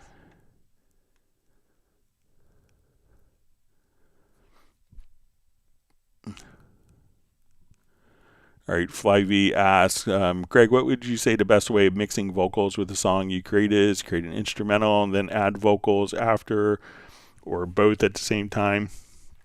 I think it's always good to have a sense like what the vocal is going to be as you're doing it. You might spend a lot of time. There's lots of people will build up a track, and if they're not hearing the vocal, either way is fine. But the trap is you can build up a track and kind of fill in all the frequencies where the vocal is, and then people try to crank the vocal way up because it's not sitting in the mix. So with that case, if you have vocals, make sure that they have, you don't have other instruments that are on top of it. I remember listening to, it was an interview with Don Henley, and it was just one of those off-the-cuff comments, because obviously he's a drummer and a singer, and he's like, when you're singing, never have a drum fill. Don't have a guitar fill when there's vocals. It's like, do that when there's no vocals. Always leave, the attention on the vocals is a good resource. So I think if you do it with the vocals in mind, as you're recording, that, you're less apt to have to try to, it's like, why isn't this working? That's the problem you get in a lot of mixes and a lot of different scenarios is, it's hard to know what the problem of the mix is. Like one comment I heard Bob Clearmountain make once when I was hanging out with him, was just, he's like, if the bass sounds bad, it's not the bass's fault. It's like a keyboard, it's a kick drum, it's a floor tom, and that is getting in the way of the bass sounding right. So it's really easy sometimes to go down a big path of kind of a rabbit hole of looking for what is the problem.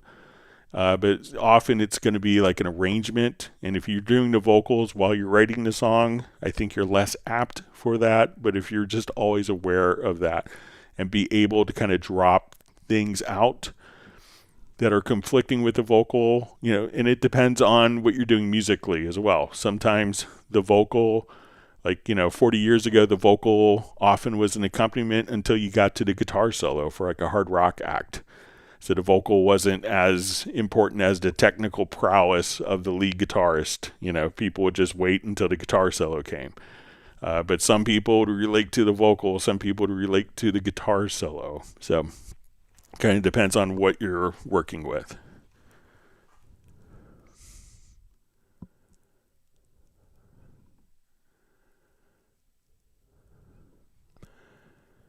Okay.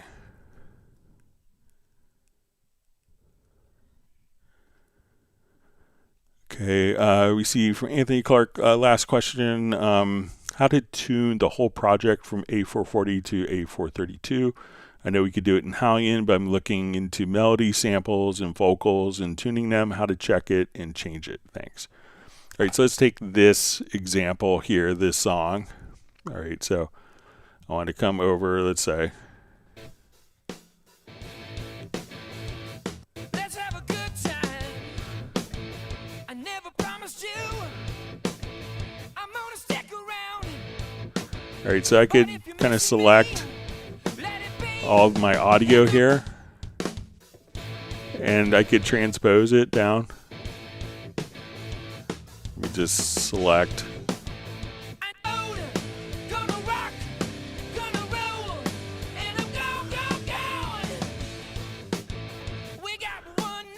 So now I could just do a fine tune.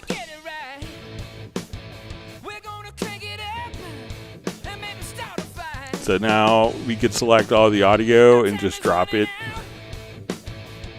by 8 cents just in the fine tune area. So if I want to go up 8 cents.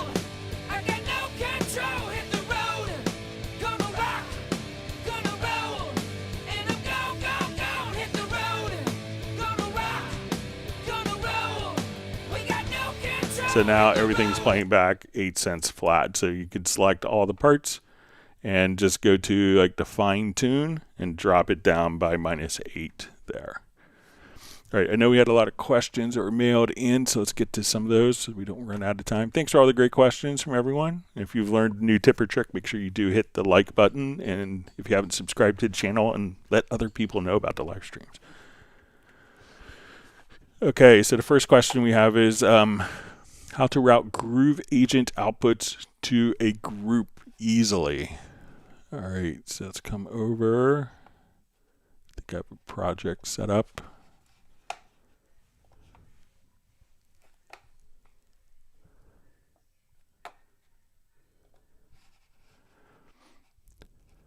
Okay, so let's say I have my drums here, and my drums are being routed to separate outputs. Okay, and I did this in Groove Agent by just selecting the pad and routing it to the different outs. So now that I've done that, if I want to assign all these outs to a group, I'm going to select it right here, right click, group channel to selected tracks. We'll make it a stereo group. And we'll say add track. And now we can go to the MixConsole. We can see our group track. So again, once everything is set to different outputs, you can just come here in a beat agent kit. If you're on a acoustic agent kit, you would do it from the mixer.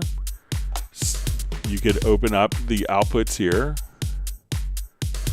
select the outputs, right click, add track, add group track to selected track.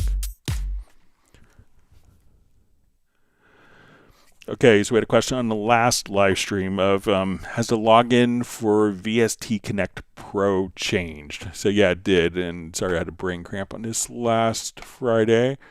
So let's say we have our VST Connect Pro editor here. So as we're looking at this, it used to be you would log on through your My Steinberg account. Now what you want to do is you want to click here and then click on the share icon, and this will give you a code. So now what you do is you would go to your VST Connect Performer software, and at that point have the performer enter this particular code, then they will be connected with you.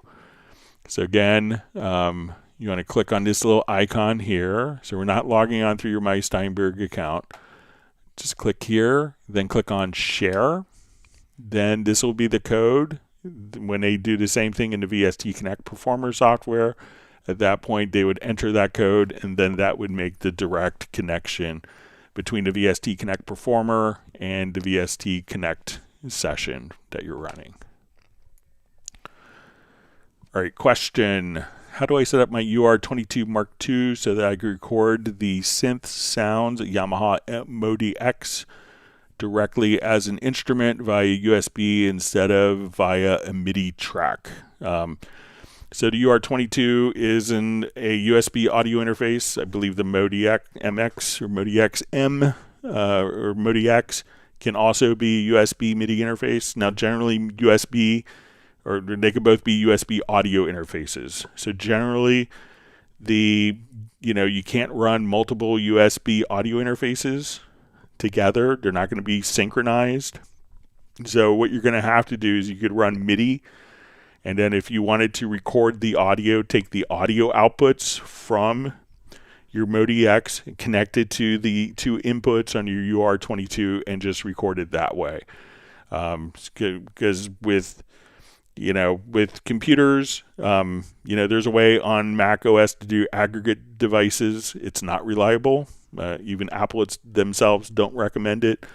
But there's no way for those two clocks on those devices to synchronize and to resolve to each other. So if you were to, let's say if you bought, two soccer balls and you pushed them down the hill at the same time, there's a good chance that the soccer balls aren't going to spin at the exact same rate They're not going to get to the bottom of the hill and stop at the same exact position. And that's kind of like running two different audio interfaces that have no reference to each other. So you would need to take the audio outputs from your ModiX connected into your UR22 and just simply record as an audio track. Okay, next question. Please, how can I transfer the groove from a YouTube song via quantization to my project song? All right, so once you have the audio in Cubase, and we could do this a couple of different ways. So let's say if we want to go to YouTube, so let's say we go to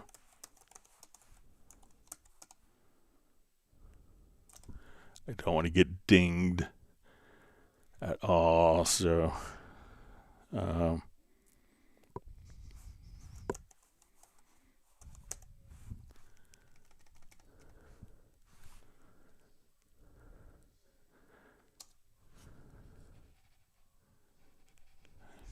right, let me just see if I could.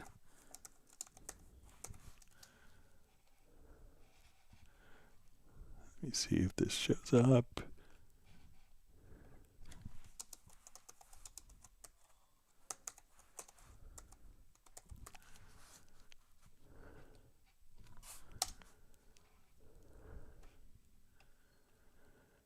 All right, so I'll just show, don't want to copyright strike or anything, but once you have it in the audio file in, so you could record directly. So, like if you have a Steinberg UR interface or a Yamaha UR interface, you could set the streaming output directly from YouTube into this and record in. But once we have the audio in the program and we want to extract a groove, so let's say, okay, I want to take this,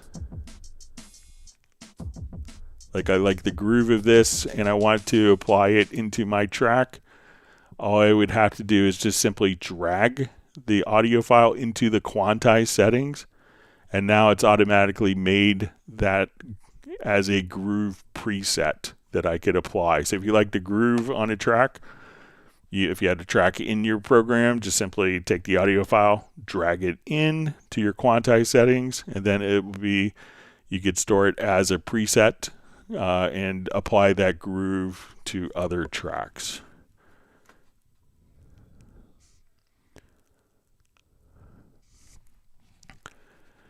Okay, our next question is how can I adjust the audio that is 110 beats per minute to 106 beat per minute project directly and exactly after import without stretching attempts? Okay, so let's say this audio file here is going to be 110 beats per minute. All right. So let's say my tempo is at 106. That's playing at 110 beats a minute. So what we want to do is to select that audio file, and you could go into the pool window. So let's go media to pool. We're going to open up the audio file. So we want to take that particular file here. We want to make sure that we have its original tempo is 110 beats per minute. So make sure that we have that tempo stamp here. And we want to place it into musical mode. So now that I've done that, I'm going to say, let's go to 106 beats a minute. And as we hit play, it will automatically play back at 106 beats a minute. I'll just, so let's say, okay, we'll do 106 beats a minute. If I go to 116 beats a minute, I go to 144, I go to 88. So once we have the tempo defined and it's in musical mode, all we had to do is simply change the tempo, and that will automatically follow the tempo for us. All right, so we have a question.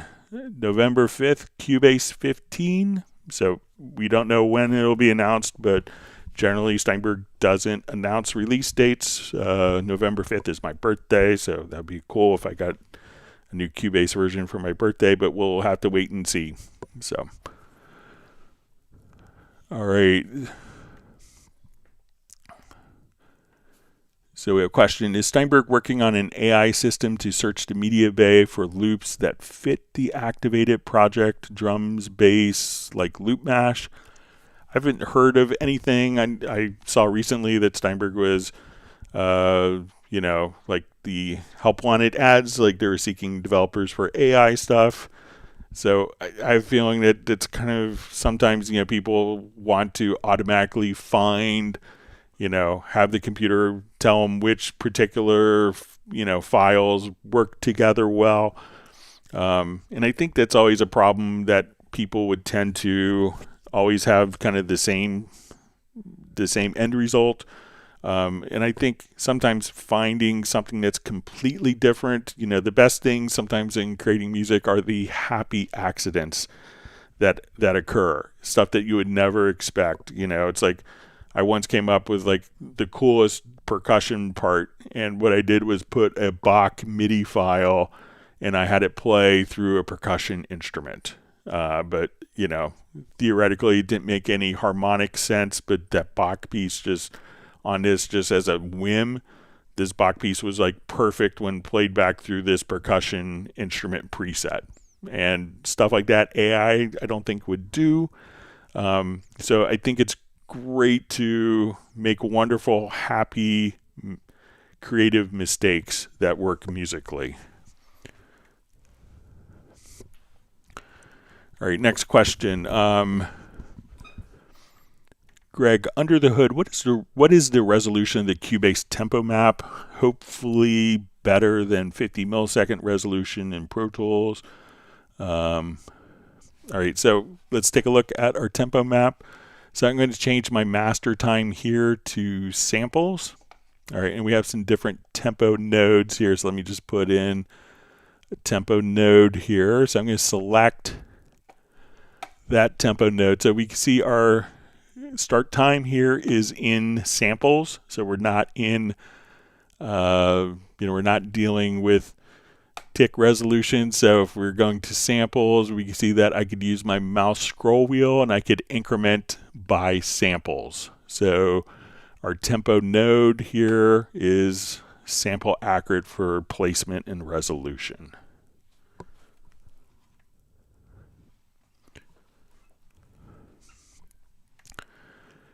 All right, so we had a question.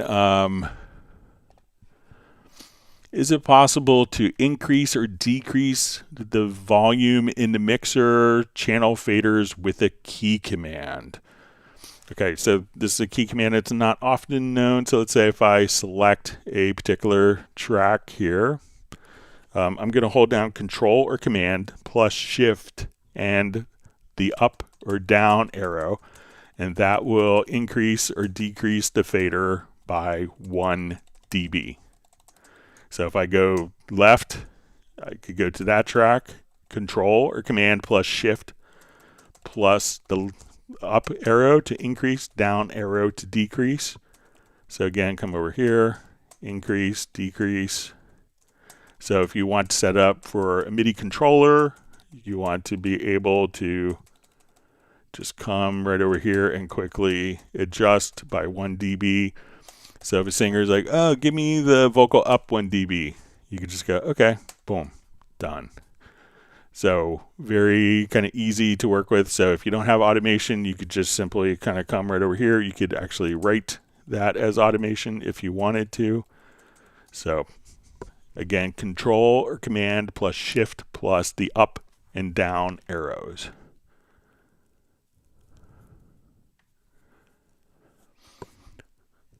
All right, so we had a question. Aloha, Greg. I have Groove Agent 5 full version today. I purchased 2 expansions for Groove Agent. After installing those, I was looking into the download assistant, which indicated that content Groove Agent 5 is not installed, 32 gigabytes. No green check mark. But Steinberg Library Manager shows installation of all Groove Agent 5 content. I think screenshot is attached. How can I tell if I have the full Groove Agent 5 content truly installed? Overlaps. I don't want to waste 32 gigabytes of precious SSD space if I don't have to.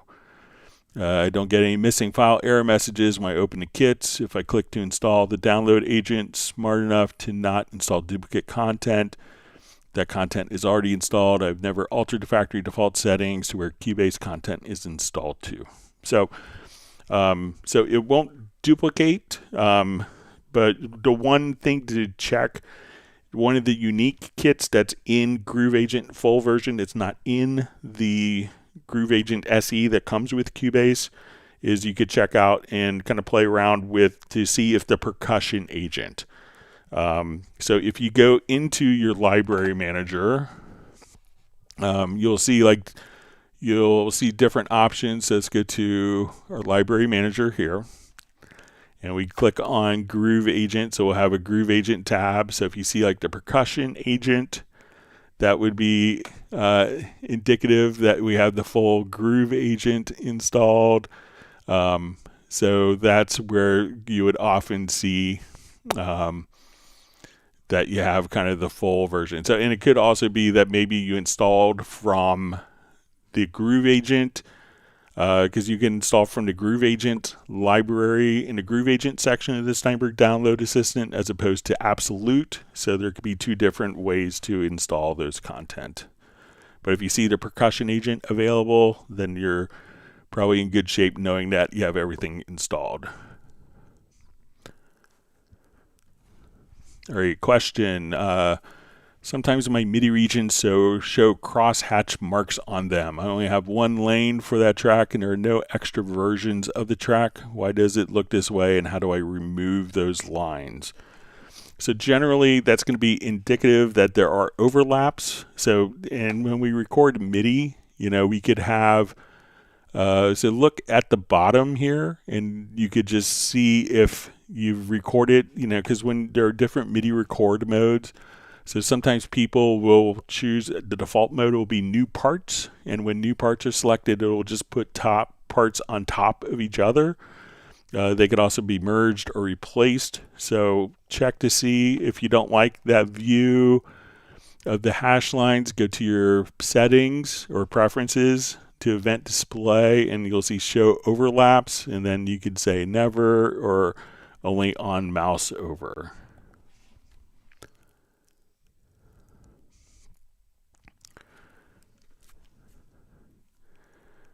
Okay, next question. Is there a way to assign a MIDI controller knob to browse Cubase instrument presets, next preset when rotating the knob clockwise and previous preset when rotating counterclockwise? I mean, for any instrument track that's selected. So most controllers, you would need to have a controller, and most of them don't do this, but some do, where turning it clockwise will transmit one MIDI CC and turning it counterclockwise will transmit another CC. So let's say I want to come over here and we could assign, so on my MIDI remote here, all right, so I have a button assigned for open, close. So let me just open up so we click here on this button. This is for open, close browser presets. And then we could say I could have one that does previous preset or next preset. So if I want to go through presets on this particular plugin, I could hit that button to open up the preset. And now I could, with a key command or MIDI remote, just simply come over here and navigate and load up my different presets. And if I hit the open browse, I could open and close that particular thing. So when a plugin is in the active mode, but if you want to do it from a single knob, make sure that the controller is transmitting a CC value, one CC value going counterclockwise and another going counterclockwise. They do exist, but most controllers won't do that. Okay. Question. I've started using a Yamaha P45 as a MIDI controller. I play C0 on my digital piano, yet MIDI has it as C3. How do I globally change it? The in of my piano to match the MIDI, i.e. C0 on piano matches C0 on MIDI, and ultimately Groove Agent plays C1 on piano and C1 in Groove Agent. Thanks in advance. Okay, so let's say we want to come over, we're going to go to our transpose here. All right, so I'm going to open up my MIDI monitor. I'm going to open up, let's say, and we could have what's called, if we come right over here, we could choose to have what we call a input transformer. Now we could do this globally in a project, or we could do it based on a track. So if you go to project, you could open up the project input transformer, but we could also just come over here and do it on a particular track. So on this particular input transformer, and I'll open up my virtual keyboard here. So let me just cancel that. Let's hit Alt-K. Okay, so now when we do this, we're going to see when I play this C here, we're going to see that this C is C3.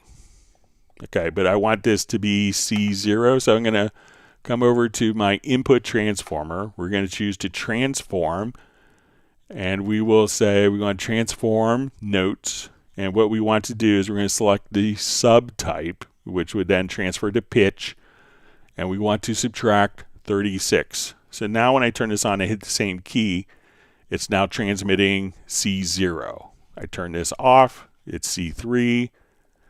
So if you set this up in the global, again, go to project, to the project input transformer, and you could set that up. Then all you have to do under the routing is just simply come right over here and say you want to use the project or use the project transformer, and then that will automatically do the transposition. So it's not Cubase. You know, Cubase is showing you what is being transmitted, but you can change that within Cubase to do what you want. Okay, question.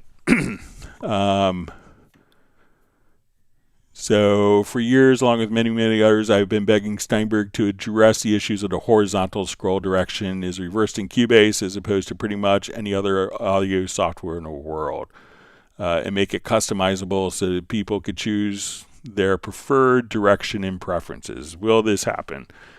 So I know that Steinberg is aware of this issue, that when we do kind of scroll horizontally, that it works kind of in an opposite direction that people expect. So when we come over here and hold down the shift key, that when we go down, that it goes to the right, and we go this way. So I know that Steinberg is aware of it, so maybe we'll see resolutions to that or an option in the future.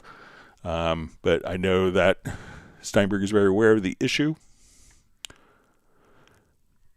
All right, next question. How to select every other note in the MIDI key editor. All right, so let's say we're here and we have our MIDI key editor open. And we want to select every second note. So let's come over to our logical editor. So go to MIDI menu to logical editor. And what we want to do is we want to choose select. We're going to say type is equal to note.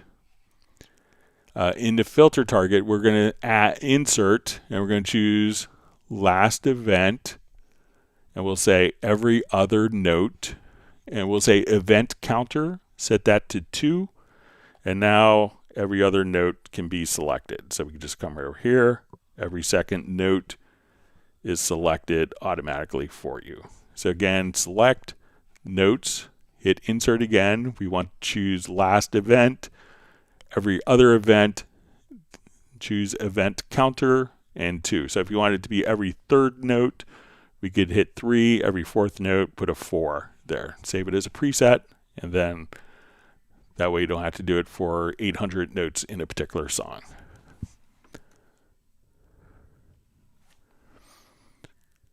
All right. Next question. I'm trying to do something so simple as link two audio tracks. I can edit, cut, move clips on both tracks at the same time, but I can't find the option. Linking channels in the mixer just links faders, inserts, etc. I want to link the tracks and all of its clips inside, so if I select a region, cut both tracks, clips are cut. Okay, so this is just going to be if I have these two events here. I'm going to hit Control or Command plus the letter G to group. We could also go to your Edit menu to group and ungroup. The key command for ungrouping is Control or Command plus the letter U. So once these are grouped together, we'll see this little icon appear, almost like they're shared. And I move one, they'll both move. If I adjust the gain on one of the tracks, they could both do that. If I make a cut, they will both be cut at the same points. If I erase one, they're going to be intrinsically kind of forever linked together. And when I don't want those to be, let's say if I want these to be unlinked, I would hit Control or Command plus U. Then they could move separately, independently, but these can still be linked. So again, Control, Command G, Command Control U.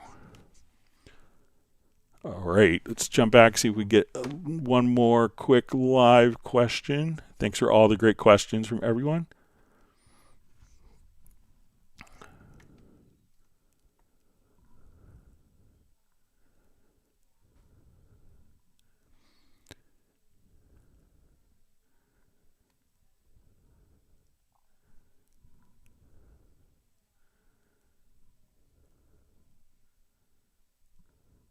All right, let's see, my Chatfield jumped on me.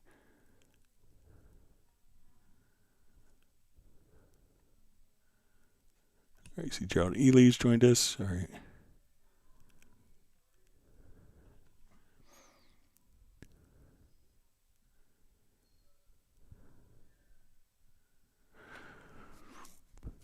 All right, so just see, quick question from Val says, when not using interfaces, is it better to make my 32-bit float projects to 24-bit for the 24-bit Windows audio I use with Steinberg driver, or stay at 32-bit? So it's probably better to stay at 32-bit float because generally most 32-bit float is 24-bit audio, but it gives you that extra resolution. So I would always maintain everything at full 32-bit float. I don't think there's any reason or benefit to going back. So, all right, so we are out of time. I want to thank everyone for all the great questions. We'll be back on Friday starting at 1 p.m. U.S. Eastern Time. Everyone, please stay safe and healthy. And if you have questions you want to send in advance, please send them to clubcubase@steinberg.de. I want to thank everyone for all the wonderful questions. I hope everyone's learned a new tip or trick, and we'll see everyone back on Friday. Take care. Goodbye.